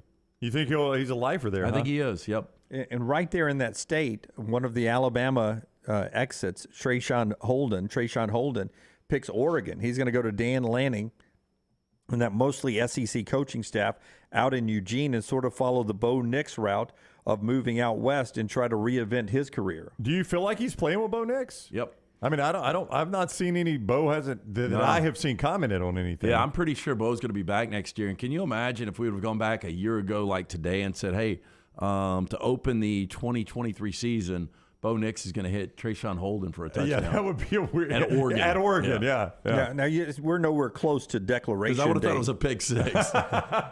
We're It nowhere would flip close into to defense. declaration date yet for the NFL. There's still time. Do you think the draft grade I've seen him has been, as early as day 2, as late as day 3, that he's somewhere in the middle of the draft? Do you think if Bo comes back, that changes his draft stock at all, or is that about as good as it's going to get? Well, you think about what 1 year did for Bo's stock. I mean, definitely undrafted coming into this year. Now he is he will be a drafted quarterback. I think his stock could actually rise. Could it go even higher than that? I think so. Yeah, because Kenny Pickett did. Kenny Pickett was an undrafted guy and then got in the right situation his final year and became a first-round draft pick and a rookie starter in the NFL. And Bo Nix was undrafted when he was leaving Auburn. Now he's projecting day 2, day 3 in the draft. And you think another year could even push that maybe a first round? Well, Bo's always had the toughness. He's had the athleticism. He's got intangibles. The one negative and knock on Bo was he didn't have the accuracy. Well, that really picked up this year. Yeah, he's been better about that. What does the draft class look like outside of Caleb Williams next year? Well, I mean, Drake May, if you believe in him at that point, he would be able to go, right? No, he was a true freshman. So he doesn't have, okay. He'd need He's one got more 2 year. more years? Yep. Yeah, I'm trying to think. I mean, the other sophomore quarterbacks out there. They're not a bunch of obvious names. Now, I wouldn't have thrown Will Levis in this conversation at this time last year. So who knows? But, I mean, my point there is if it's not a deep quarterback draft, that only helps you. Quarterbacks get drafted well above their draft stock anyway. You naturally draft those guys higher than you would pick any other player. Again, I may be wrong, but I feel like I read next year's quarterback draft is deeper than this year's quarterback draft. Well, I think it'd be hard not to be. We're talking about Will Levis in the first round. Yeah. Anthony Richardson. In the first round. Yeah. That may have been a surprise exit, but he could be a first round Once guy. you get past C.J. Stroud and Bryce Young, what guy excites you really? Right. Yeah. Much more your best and worst of the weekend brought to you by Hemphill. Right after I get LT to tell you about New York Butcher Shop. We watched the Army-Navy game together. That was one of the weirdest Army wins ever. It felt like Navy was the better team all day. I had an Army and a New York Butcher Shop stake bet straight up. And I still don't know how Army scored. I don't either. And, the best was Army-Navy for me. The worst was poor kid fumbling right there on the one. Because, I've got this feeling if Navy gets in there, that they end up winning that game. I don't think Army scores a touchdown on that next possession where they ultimately kick the game-winning field goal. And that, by the way, that was a bang-bang play. I mean, whether or not he broke the plane or not. Well, if they would have called it a touchdown, it would have stayed a touchdown, I believe. And since it was ruled a fumble on the field. Hard to believe CBS didn't have a better camera angle of that. They did not really have a good angle. And it kept going back and forth. And the Navy guys were getting excited when they would see a replay. And then the Army guys, when they would see their replay, they would get excited. That just ended up being from what was the atmosphere was great. It was a dud game for 3 quarters. And then it turned into a lot of fun once we got into that fourth quarter in overtime. And the debate is maybe that was the best Army-Navy game ever. Well, it's the only one in overtime. That was my what was that? That was my best of the weekend. The fact that we saw the first overtime Army-Navy game. It's a little surprising. Well, you think about the breaks that Army did get. Not only the fumble there, but the block punt that really should have been a safety. Yeah, and that kid makes an incredible play to stay in the end zone. Yeah, able to stay in the end zone and get the touchdown. I mean, they could not get points. It seems like I think Roger Staubach and a Army guy, didn't they win back-to-back Heisman one year? It seemed like there were 2 really good quarterback battles back when Staubach was at Navy, but that I don't know what we're trying to beat is the greatest Army-Navy game ever. It seems like some of the old black and white film is what we're trying to beat of the greatest Army-Navy games ever. That didn't feel like the greatest Army-Navy game ever, but it maybe was one of the better endings in Army-Navy history. Yeah, and I wonder because of where we were and that atmosphere, how different. If the 3 of us were sitting at walk-ons watching that. I would have turned it off and left. It probably would have gotten up in the third quarter and been like, I'm out. Well, let's be honest. I did spend most of my time out of the room watching Alabama and Houston play. Yeah, I watched the entire first half of Alabama-Houston and then came in for the rest of Army-Navy. And I was watching Alabama-Houston on my phone. I stuck with it just because of the atmosphere. Well, yeah, the atmosphere was fun. Speaking of great atmosphere, this holiday season, if you bring them the New York Butcher Shop to the family, they're going to absolutely love it. The finest certified Angus prime beef steaks, burgers, premium pork chops, ribs, all natural chicken cut to order just for you. They've got chef-prepared entrees, side dishes, perfect dinner-to-go choice for your family, ready to heat at home. Don't forget about the huge deli sandwiches and catering options for your next business lunch with a great selection of fine wines and desserts. The New York Butcher Shop is your one-stop dinner shop, 2 locations to serve you, Cava Heights and on Highway 119 in Greystone. The New York Butcher Shop, rare quality, well-done service. Ken Niumatalolo got fired yesterday, Coach Ken from Navy. 16 years as the head coach of Navy, and most of the candidates for that job either have been coordinators at Army or Navy right now or at Air Force.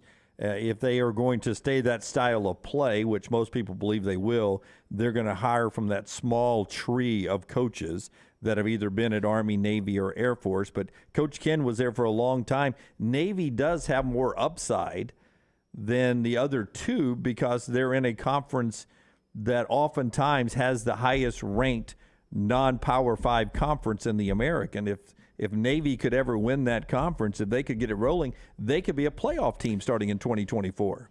Could be. I mean, it's a long uphill climb, but you're right. Just being in conference helps you. Right. You know, Air Force is in a conference, but it's not as good a conference. And then Army has bounced around, independent and all of that.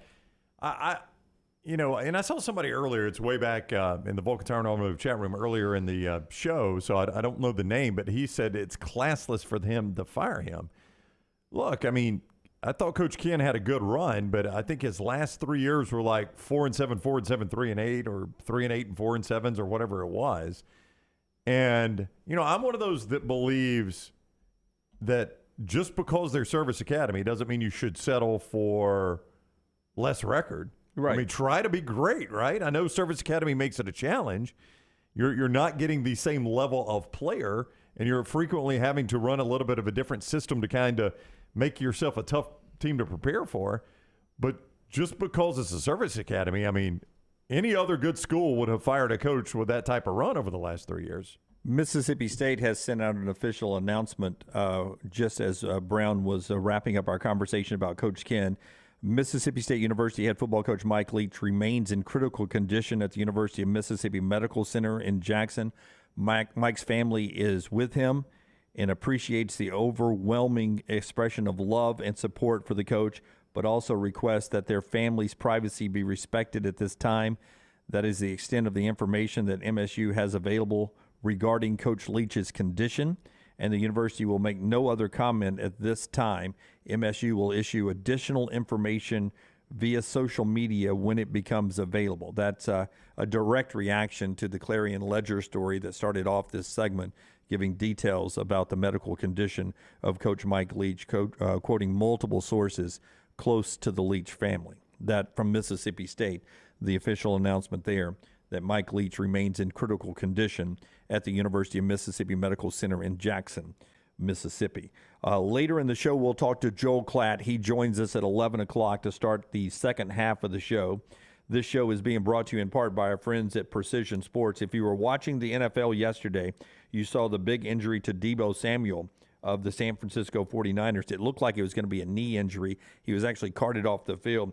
Word last night is they believe it's a high ankle sprain, which could get him back for the playoffs. So that is one good medical note from the NFL yesterday. Tom Brady injured his thumb when they were down 28-0, 21-0, one of the nothings they were down. That seemed to bother him the rest of the game while he was in there. So Tom Brady's thumb is something to keep an eye on. Oftentimes when you get that hit, you may end up with a fracture in that thumb when x-rays happen. Those two items, something to keep on your forefront as we watch Week 15 of the NFL coming up. Precision Sports will get all the athletes back in the game, and they'll get you back in the game as well. Yeah, 'tis the season to make your plans to get moving in 2023. Precision Sports Medicine and Orthopedics, they encourage you to start out 2023 with less pain and schedule any elective orthopedic procedures you've been putting off. Make an appointment. Start saving today. PrecisionSportsOrtho.com/providers. Follow Rockstar on Twitter @RockstarBHM. Holly Mack Wilson wants you to have a safe and enjoyable holiday season. To protect your home and keep it safe, Holly suggests the following. Water your tree daily. Keep your packages out of sight from doors and windows. If you travel, secure your home before leaving. Check all electrical circuits and don't overload them. And consider smart technology to protect your home. For more information, call Holly Mack Wilson today, 205-901-9446 or hollymachomes.com. Happy holidays to all from Holly Mack Wilson and anywhere in Alabama, Keller Williams agent. Vulcan Tire and Automotive is hiring. If you want to take advantage of joining in with a local growing company in the automotive service industry, this is the opportunity for you. Hiring oil and tire technicians and more experienced mechanics. If you've got the talent and the desire, there is a spot for you at Vulcan Tire and Auto. Stop by one of their 4 locations and the manager on site can walk you through the pay scale, great benefits, and flexible work schedule. Get paid to build your future in the industry. Moody, Trustful, Hoover, and Gardendale, VulcanTireandAuto.com. The beauty of the holiday is at the center of your table with the New York Butcher Shop. Their selection of USDA certified Angus prime rib roast, beef tenderloins, and fillets, as well as premium pork and lamb cuts, are the finest selections available in the market and are hand-cut just the way you want. With side dishes handmade by the professional chefs, your holiday meal is complete. Visit one of their 2 locations today in Cahaba Heights or off Highway 119 in Greystone. Place your order today. The New York Butcher Shop. Rare quality, well-done service. What are you waiting for? It's non-stop gaming action at Birmingham Racecourse Casino. Come play more than 900 of the latest and greatest games around, featuring fun bonuses and big jackpots. You can wager and win on horse and greyhound races from all over the world. And try your luck on our popular sports parlay. There are more ways to win at Birmingham Racecourse Casino. Birmingham Racecourse Casino, located off I-459 exit 31 Derby Parkway. Must be 21 or older. A legendary coach once said, "It's not the will to win that matters, it's the will to prepare to win." Bryant bankers have the dedication and experience to put together a financial game plan that's right for you. Stop by one of the 7 Central Alabama locations today or give them a call at 1-855-4-BRYANT to begin preparing for your financial future today.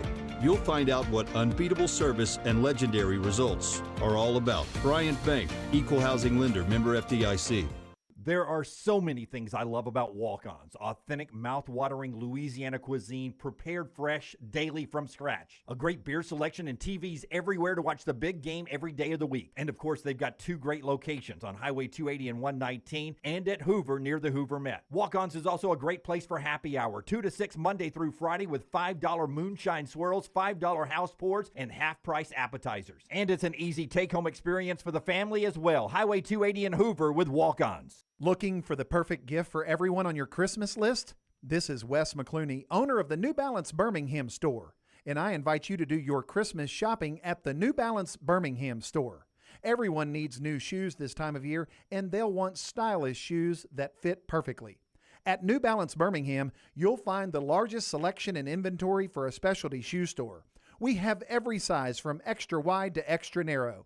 Shop the New Balance Birmingham store on Highway 280 next to Chick-fil-A. For more than 40 years, Jack's Western and Outdoor Wear has been providing you and your family the best in Western wear. From boots to apparel, this family-owned business has it all. Jack's carries such name brands as Dan Post, Justin, Twisted X, and now has the only area shop within a shop in the state of Alabama. Visit Jack's Western Wear, open Monday through Saturday. Just look for the big red building off I-65, exit 304 in Coleman. And follow Jack's Western Wear on Facebook and Twitter. Merry Christmas, y'all, from Jack's Western Wear. You've been wearing that thin, raggedy t-shirt for years now, and people cannot stop whispering and staring in your vicinity. We've all been there. Luckily, there's a solution to your lack of fashion and social cues.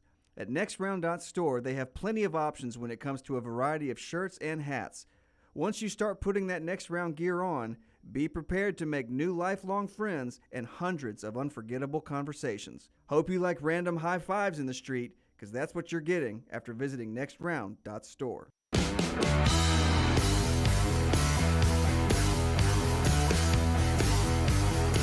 Rockstar's viewing menu in just a second. Jeff's best of the weekend was the Army-Navy game. The worst of his weekend was the touchdown call in that state championship high school game in the state of Georgia.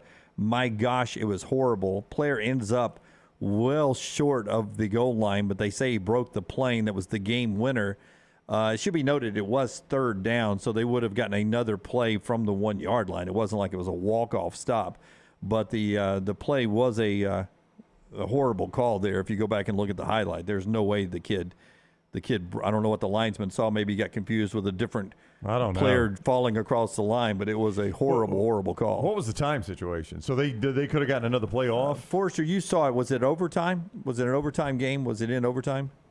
No, it was in regulation. Regulation. Okay. I'm trying to pull it real quick. Yeah, I mean, it's about a minute left in the game on third down. So, see, I did not know it was third down, so I appreciate you saying that. Yeah. I thought this was a legit, walk-off play.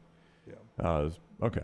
Well, it's still a terrible call. That doesn't change anything. You know, Bobby from Homewood taught me after, the kick six, where, if it hadn't been for the kick six, Alabama would have gone unbeaten. Well, that game is still tied, so you don't know how it's going to end up. But just go to overtime. You always try to get all the facts out there. I learned that. Bobby from Homewood taught me that in Journalism 101 years ago. New Life Art brings us the viewing menu every day. Yeah, and right now 20% off gift items for this holiday season. This includes calendars, mugs, books, the Iron Bowl Gold limited edition print series, and the new Legacy Begins print poster. This expires 12/31/22. DanielMooreArt.com for all of the details and to order right now. 7 p.m. on CW. Will she be on there or not? It's the annual Dogs of the Year show.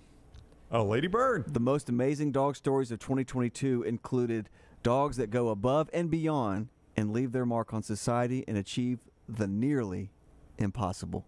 Should be. Was she submitted?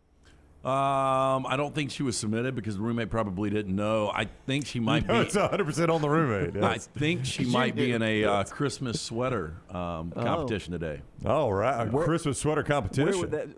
There is a place that's holding a dog Christmas sweater? Yeah. Well, I know where I'm going tonight. Dog Park downtown, man. Got it. Good place. And then 9:15 on FX. What are y'all's favorite? What do you think the best version of A Christmas Carol is? I know it's overplayed, and they release a new one every 2 years. Can I call it? Can I say Scrooged? You can. With Bill Murray, I think probably Scrooge. But as a kid, I loved the Mickey Mouse version when I was a little kid. You remember that? Yes, and I remember the Muppets. The Muppets was good too. Yeah. I like the dark George C. Scott one. Okay. Well, I enjoyed Gilligan's Island. They did a version of it. I went back and watched Scrooged again.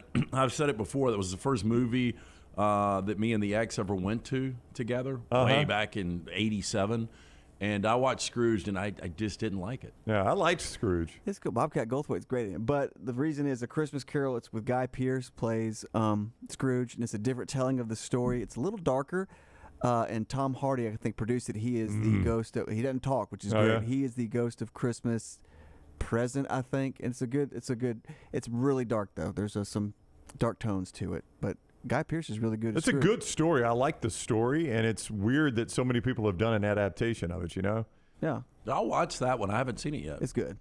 Forrester from the back row is not this kind of guy. I don't know why he's saying this today. We're rubbing off on him. He's such a passive guy, but he says the Georgia high school championship game touchdown call is shameful. They'd have to take me away in cuffs if I was the coach of that team that got screwed. Do you have to play again, Forrester? Here's a fan video. Scott in cuffs. I would never have thought of. Yeah. So here's the team trying for a touchdown. Obviously running right the way the offense is stacked, so everybody knows it. The kid. No, I mean, we're touchdown. close. Wait, I'm not even sure he got to that a touchdown. Yes. I don't even know if he got to the 1. Do you even mark it on the 1 there? Yeah, I think it's on the 1 yard line. They pick up a yard. It's third down and 2. Stack right.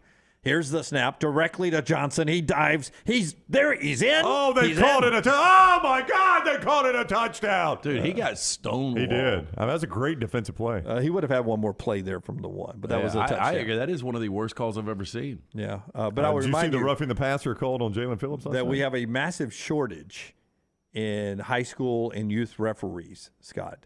So threatening to be carried off in cuffs is why we don't have a better linesman in that game. That's we would terrible. have a better Absolutely linesman in that terrible. game if there were not people like you threatening to, threaten them. People like you, Scott. Yeah. Terrible. I've never refereed a game. Well, I've refereed one game in my life. I would not have missed that call. Yeah. Absolutely not. Yeah, no way you get confused that other red jersey, red pant clad person diving to the end zone. How does that not get overturned? Yeah. If you can miss that call, you shouldn't be refereeing. I would agree with Scott. That if that call is missed, that's where they have to go to the linesman and say, hey, look, I know we've got a shortage. We'll deal with the shortage. Yeah. We're going to need you to go sell insurance more. And they don't have the replay in GHSAA like they do in the AHSAA. Too many AAs in all of that. Remember, if you're looking for insurance, all the AAs. All right, as we roll on, part of the show being brought to you by our friends at Ghost Energy Drinks. If you're looking for a pick-me-up on any Monday, if you got a case of the Mondays today, always look for that Ghost Energy drink. The citrus we love, the mango's a good one, all the candy flavors, including the Warheads. The beautiful cans right there from our friends at Ghost. They definitely will pick you up with zero sugar right there. It is Ghost Energy Drinks. From USA Today, Joe Klatt, top of the hour, by the way. Joe Klatt would join us. From USA Today, they did a story on some information of the 13 public schools in the SEC on what they spend for off-the-field analysts, not the coaching staff, off-the-field analysts. You see these numbers, you're nodding. Well, no, I saw that they did the story, but I've quit clicking on USA Today stuff because it's behind a paywall. Was this behind the paywall? I do not know. Okay. I got the story through a USA Today story that popped up. So okay, maybe not. For then. some reason, I was able to get it. USA Today, the team that is spending the most and has the most off-the-field analysts right now, Florida. They've got 68 off-the-field analysts, non-coaching personnel. You remember the team picture. It was a joke when the team picture was made, but it was obviously legit. 68. That's incredible. $6.2 million in salaries for off-the-field analysts. Yeah. It didn't help them a ton this year, it didn't seem. LSU is next with 61. So two first-year coaches, they see the Saban Kirby Smart plan and they say, boom, let's go to the top here. Yeah, it helped LSU, it seemed. $5 million in salary. Georgia has 56, $4.8 million in salaries, and then you get down the list to the Alabamas of the world. But all 13 put together, the public, Vandy's out, all 13 of the analysts on average, the SEC pays off-the-field analysts $4.3 million a season. That's the average payment. So, with obviously Florida so these guys being are the making top, about $100 grand each. 6.2 right? down to the bottom. That would be the average, Yeah. So, I mean, you probably, your entire assistant pool is probably somewhere in that neighborhood too, right? Like for a top-end school, I mean, your coordinators are going to make somewhere in the low or in the mid-millions. They're probably going to eat up $2.5 to $3 million. So it's going to be a little more than that, probably $5 million or so. I think it's the 6 million range, yeah. So you've got a whole nother staff of analysts that are making almost what your actual staff is making. Yeah, it's crazy. I thought that was interesting. We'll talk to Joe Klatt about everything football coming up. JohnsonRVCenter.com hotline. He'll be there. Johnson RV Center still holding on to a couple of 22s before we flip that calendar. The Ahara and the Cardinal, you can get good deals on those. You're looking for a new fifth wheel, you can upgrade that with that great Wildcat 302BH. Listen, they got some 2022s. And you can still get great deals on those, but the 23s are there as well. Go see those brand new 23s at JohnstonRVCenter.com. I-65, exit 304 in Coleman, also 334 in Decatur if you want to see them in person. But a great place to start is always JohnstonRVCenter.com. Go see America with Johnston RV. Follow Scott Forrester on Twitter at ScottForresterTV. This is for the men who never settle, the ones who miss the fairway all day and still pull out the big stick, the type of guys who will always prefer to be behind the grill than in front of the camera, and the men who never let their friends forget about a high school nickname. This is the Lodge mentality. This is Twin Peaks. Who wants to settle for a single TV? With more TVs, bigger screens, plus our fabulous scenic views, there's more to watch at Twin Peaks. Follow Next Round Live on Twitter, Instagram, Facebook, and YouTube. The social media team at Next Round Live will share the latest interviews and videos from UAB, Alabama, Auburn, and campuses all over the college landscape. You'll also get the latest highlights and news from the Next Round Live Daily Show. Jim, Lance, and Ryan will share their thoughts, and remember, you can always see the old shows on the Next Round Live YouTube channel. Subscribe, like, and don't forget to comment. Turn on the notifications so you don't miss a thing. It's Next Round Live on Twitter, Instagram, Facebook, and YouTube. You've been wearing that thin, raggedy t-shirt for years now, and people cannot stop whispering and staring in your vicinity. We've all been there. Luckily, there's a solution to your lack of fashion and social cues. At NextRound.store, they have plenty of options when it comes to a variety of shirts and hats. Once you start putting that next round gear on, be prepared to make new lifelong friends and hundreds of unforgettable conversations. Hope you like random high fives in the street, because that's what you're getting after visiting nextround.store. Hey, Lance Taylor from the Next Round to tell you about my friends at Michelson Laser Vision, located conveniently UAB Highlands. Almost 20 years ago, I went in for the procedure. Only took 12 minutes for both eyes. When I went in, I had 2200 vision. I was legally blind. Now I have 20/15 vision, still 19 years later. Make the call today. Schedule a hassle-free consultation. 969-8100. Dr. Mark Michelson, Dr. Jen Michelson, Michelson Laser Vision. Make sure you tell them the Next Round sent you. 969-8100 or MichelsonLaserVision.com. The only place to get the best gear for game day is the Pants Store. 5 great locations in Crestline, Leeds, Trustful, Tuscaloosa, and Huntsville. You can also order at PantsStore.com and follow the Pants Store on social media. Game day hats, all your Yeti accessories, sunglasses, and game day polos from Antigua, Taylor and Mick, Johnny O, and Gentile. And guys, trust me, this is where your daughters and wife want to shop because of all the in-style fashions made especially for them. It's the Pants Store, Crestline, Leeds, Trustful, Tuscaloosa, Huntsville, and coming soon to Hoover and Auburn. The beauty of the holiday is at the center of your table with the New York Butcher Shop. Their selection of USDA certified Angus prime rib roast, beef tenderloins, and fillets, as well as premium pork and lamb cuts, are the finest selections available in the market and are hand-cut just the way you want. With side dishes handmade by their professional chefs, your holiday meal is complete. Visit one of their 2 locations today in Cahaba Heights or off Highway 119 in Greystone. Place your order today. The New York Butcher Shop. Rare quality, well-done service. Start your day online at nextroundlive.com. Get all the latest videos, podcasts, and college football stories. And it's also a great way to stream the show or shop in the Next Round store. Stay connected by visiting nextroundlive.com. The NFL playoffs are just around the corner and every game matters. Join us on the Next Round and Pepsi every Thursday as we preview the upcoming big games in the NFL weekend. Pepsi and the NFL, a perfect match for your weekend. It's time to start thinking about employee holiday gifts. Consider getting your hardworking guys a pair of Red Wing boots. Each day your employees are on the job site helping your company succeed, so reward them with comfort at its best. The Red Wing mobile shoe truck can visit your shop and fit your employees with a great selection of boots. Or Red Wing gift cards can be purchased at your local Red Wing store, available in all amounts. Whichever program you choose, your employees will appreciate the quality service and selection from Red Wing shoes, and they'll also be thankful they have such a great boss. Reward your employees this holiday season with Red Wing shoes. A legendary coach once said, "It's not the will to win that matters, it's the will to prepare to win." Bryant bankers have the dedication and experience to put together a financial game plan that's right for you. Stop by one of the 7 Central Alabama locations today or give them a call at 1-855-4-BRYANT to begin preparing for your financial future today. You'll find out what unbeatable service and legendary results are all about. Bryant Bank, Equal Housing Lender, member FDIC. Jim Dunaway, Lance Taylor, Ryan Brown, and Rockstar. Live from the Birmingham Racecourse Casino Studios, The Next Round, presented by Bud Light, is on now. Another hour here in the Next Round. We'll talk to Joel Klatt in a moment. Again, an update from Mississippi State on Mike Leach is that the coach remains in critical condition at the University of Mississippi Medical Center in Jackson, with Mike's family with him. They appreciate the overwhelming expressions of love.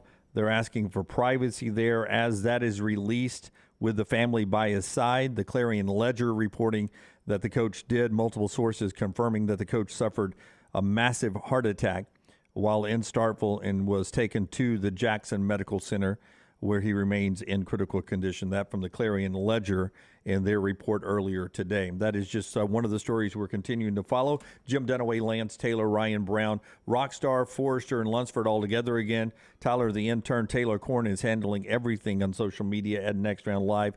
We're the Next Round. We'll talk to Joe Klatt in a second, as I said. But let's do the lock of the day right here. Monday night football game coming up. We'll talk about the Patriots and the Cardinals quickly.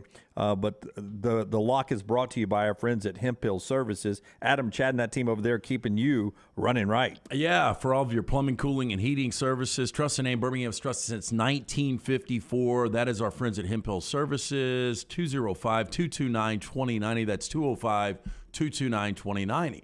So we're going Monday Night Football tonight. We're coming off a 4-1 yesterday in the NFL. We hit Thursday night in the NFL, so we're 5-1 this week. Killed it in the NFL last week. We've got a bowl package coming up for you, too. Everything's guaranteed. If you get it by Friday, $225 for every single bowl game.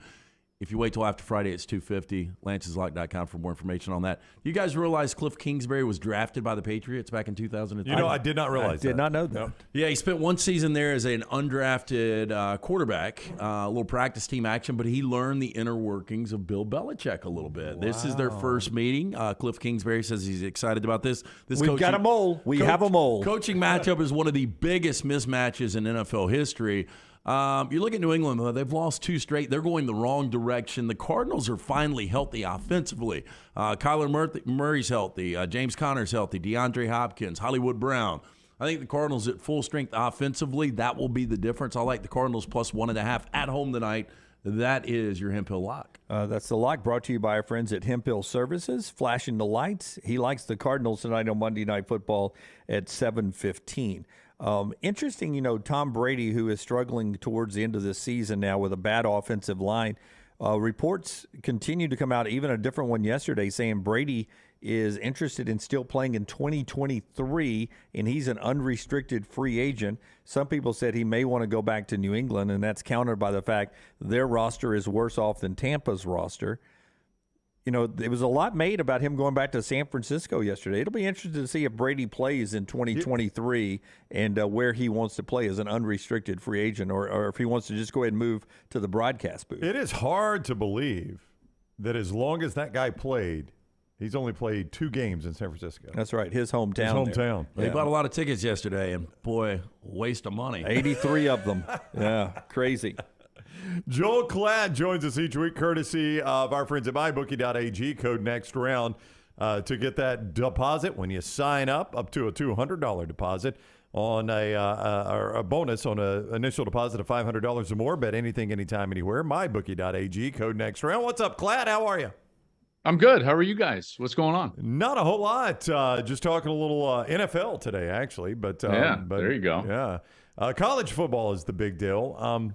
When you look at Ohio State, Jackson Smith-Njigba makes it official. He's going to the NFL and all those things.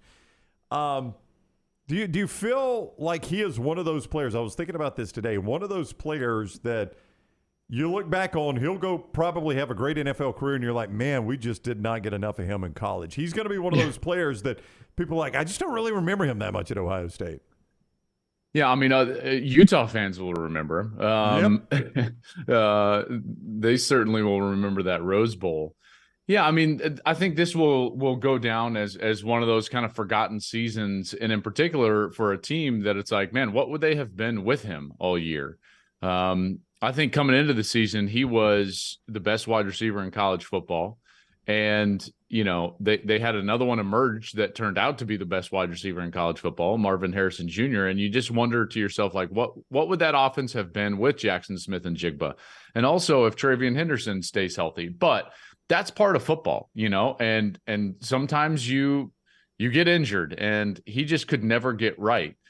I think that history will look back on him and remember that Rose Bowl, but I think that it's going to be an interesting case study for the NFL.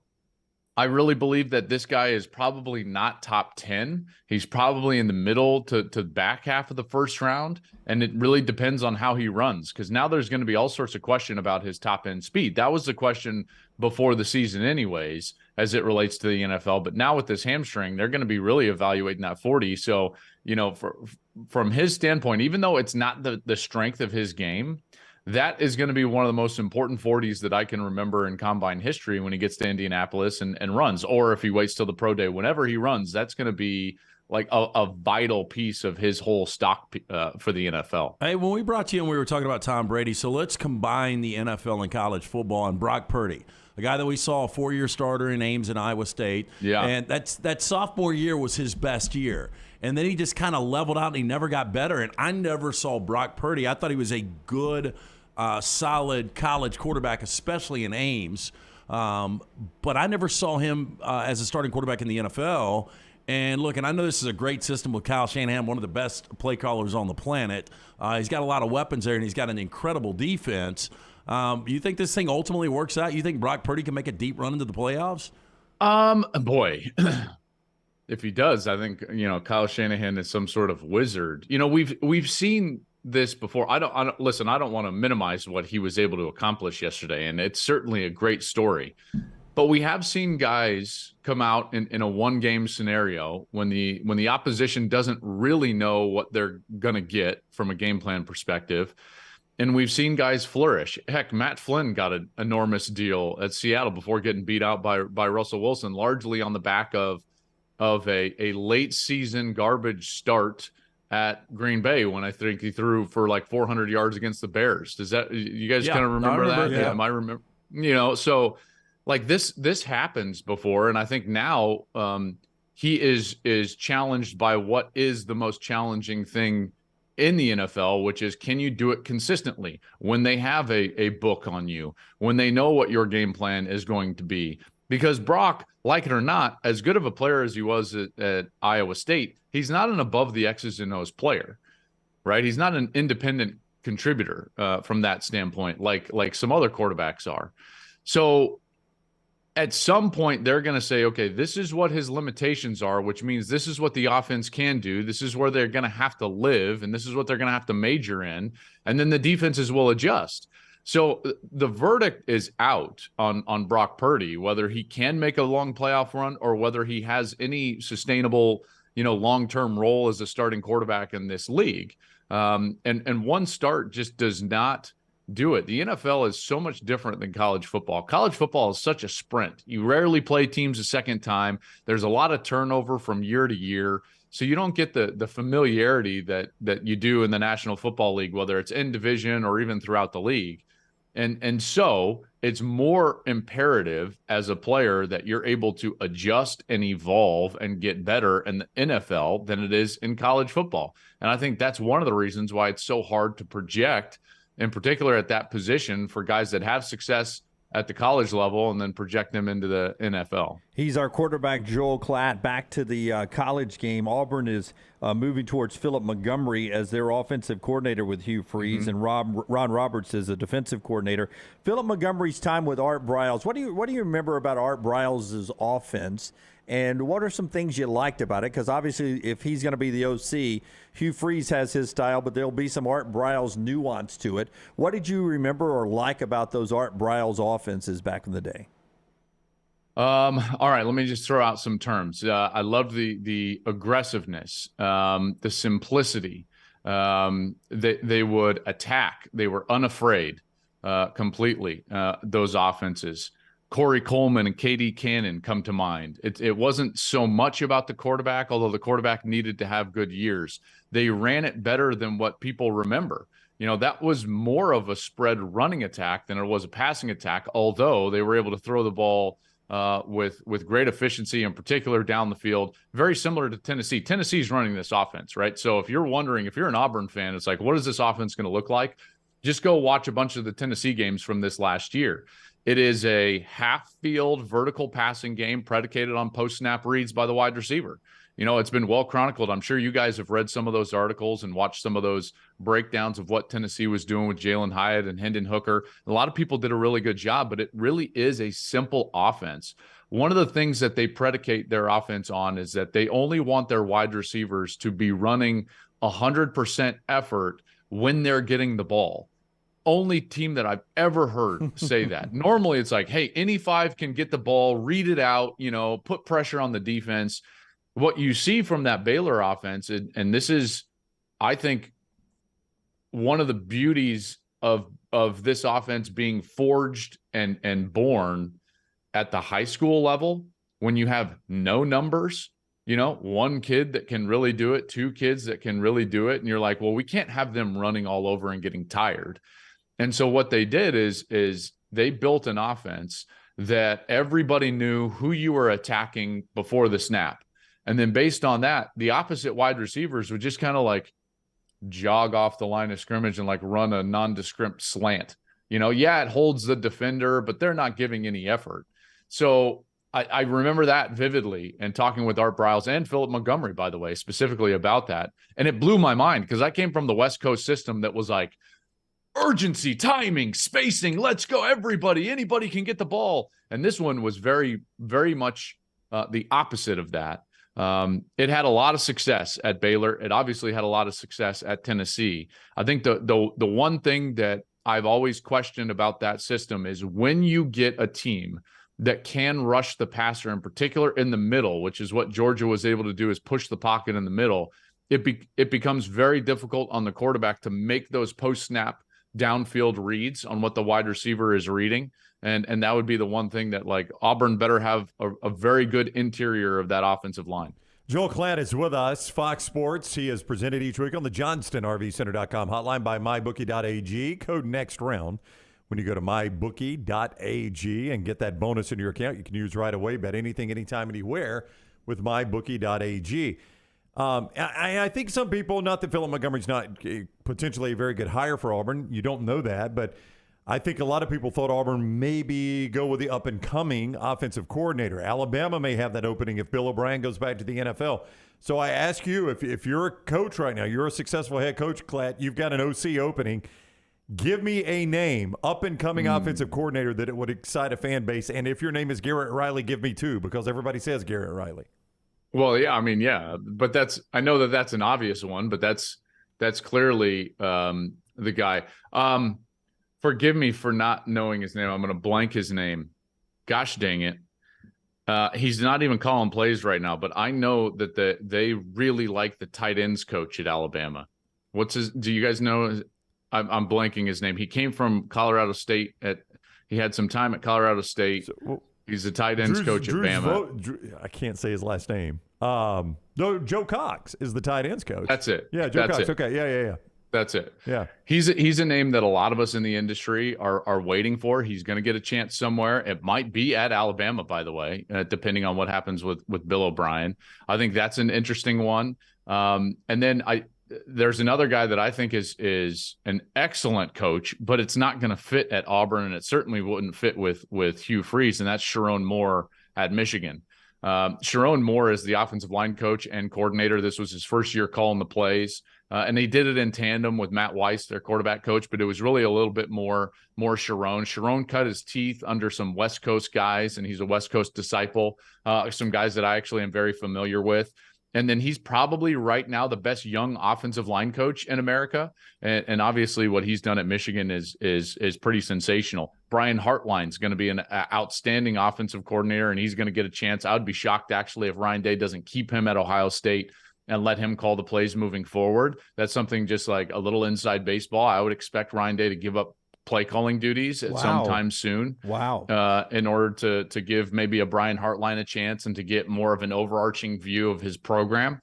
So those are some names that I would throw out there. I wish I would have known that question before. I would have dug around a little bit, but that's a good question. My apologies. That goes against the DNA of our show, is planning out anything.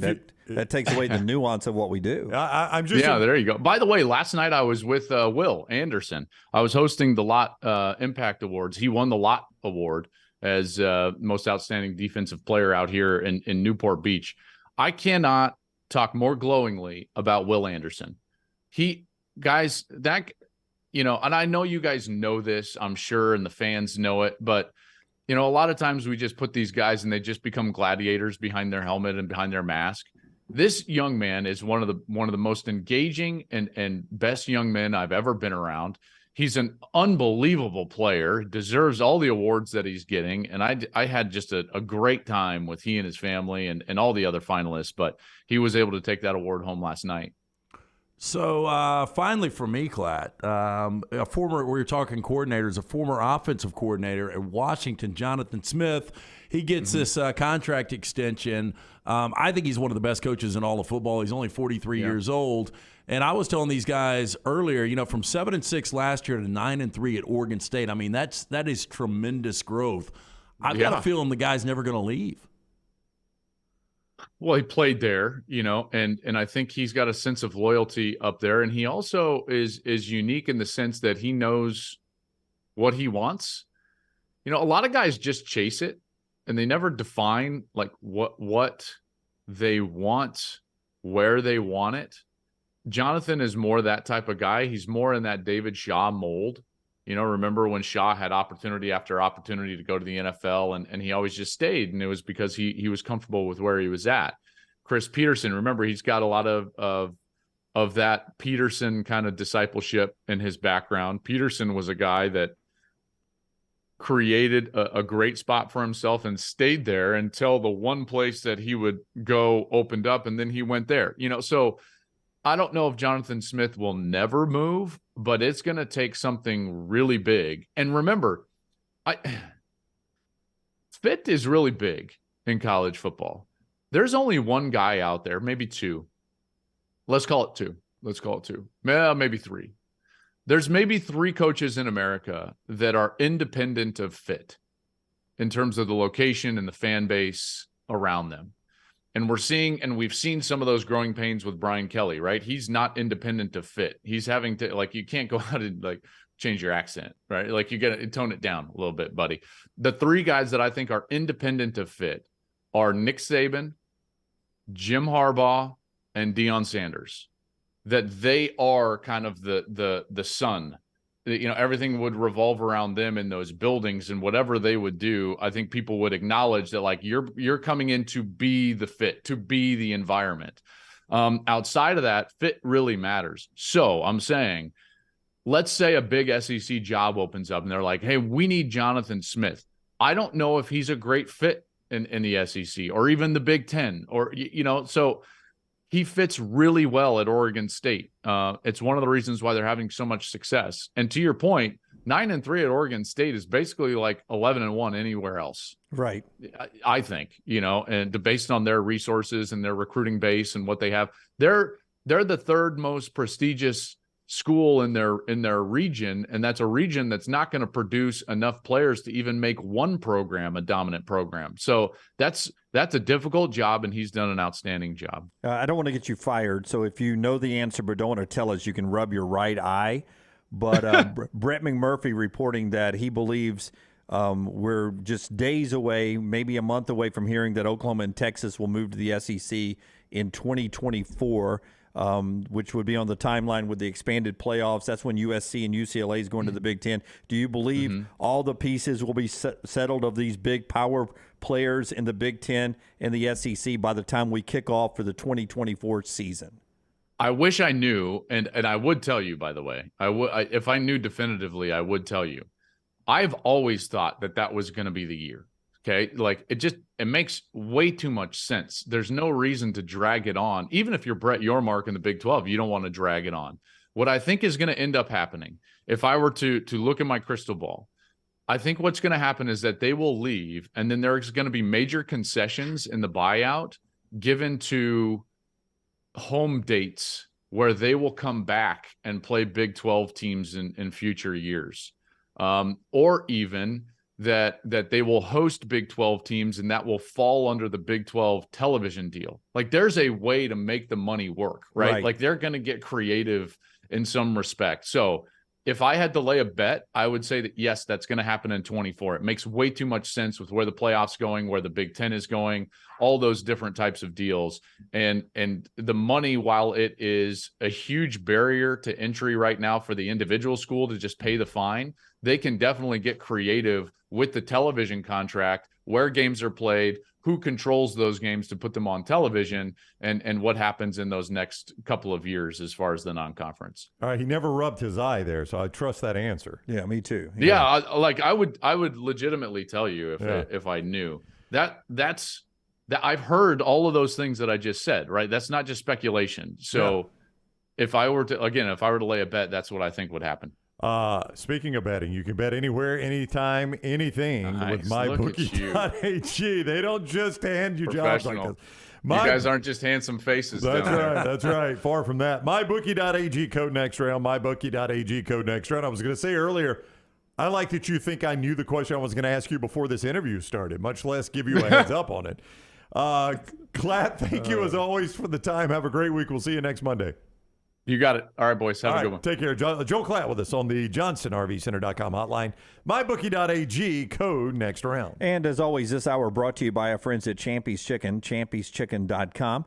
We will give you the updated AP basketball poll when we come back and get to Trash on the Table. Remember, Champy's Chicken, a great place for lunch or dinner year-round. Doesn't have to be football season, but they can help you when your tailgate. They can help you when your office party. They can help you at the house if you got a watch party, or if you just don't feel like cooking tonight for the kids. Those hand-cut chicken fingers, the kids love them. I love the Mississippi Delta recipe tamales, and, of course, the po' boys and those great chicken plates. My wife always goes with the two-piece dark meat with the side. She loves their baked beans and the I think the potatoes. She likes the potatoes there. So you roll with your favorite Champy's at champyschicken.com or on Highway 119 in Alabaster with Sterling and the crew. We'll give you an updated AP poll and roll towards Trash next. Take the next round anywhere you go with official Next Round gear. Buy yours today at nextround.store. Whether you're a weekend athlete or sports is your life, Precision Sports Medicine and Orthopedics wants to help you stay in the game. If you have an injury or pain that says something's not right, let Precision Sports Medicine and Orthopedics help you make your greatest comeback. From concussions to sprained ankles, our experienced team is ready with treatment options. Find a doctor at precisionsportsortho.com/providers.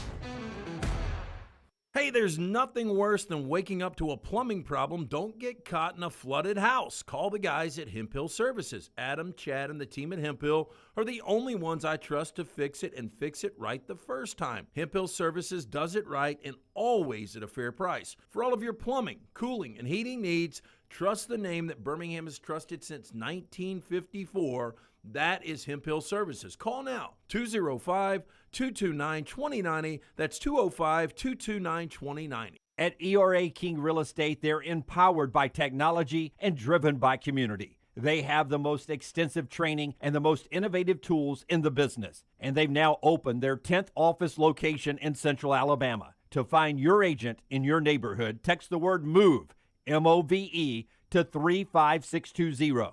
That's MOVE to 35620. In this crazy market, depend on a neighborhood friend. ERA King Real Estate, growing to serve you. Culver's could have only started in Wisconsin. Hi, welcome to Culver's. Just ask our team member, Sarah. When you order a Culver's Butterburger, you're never just a customer. You're a guest in our home. It's why we cook each Butterburger to order just for you, right down to getting the perfect sear on the beef. That extra care may be a small town thing, but it's big time important to us. Let us serve you with a smile that stretches from our hometown to yours. Welcome to Delicious.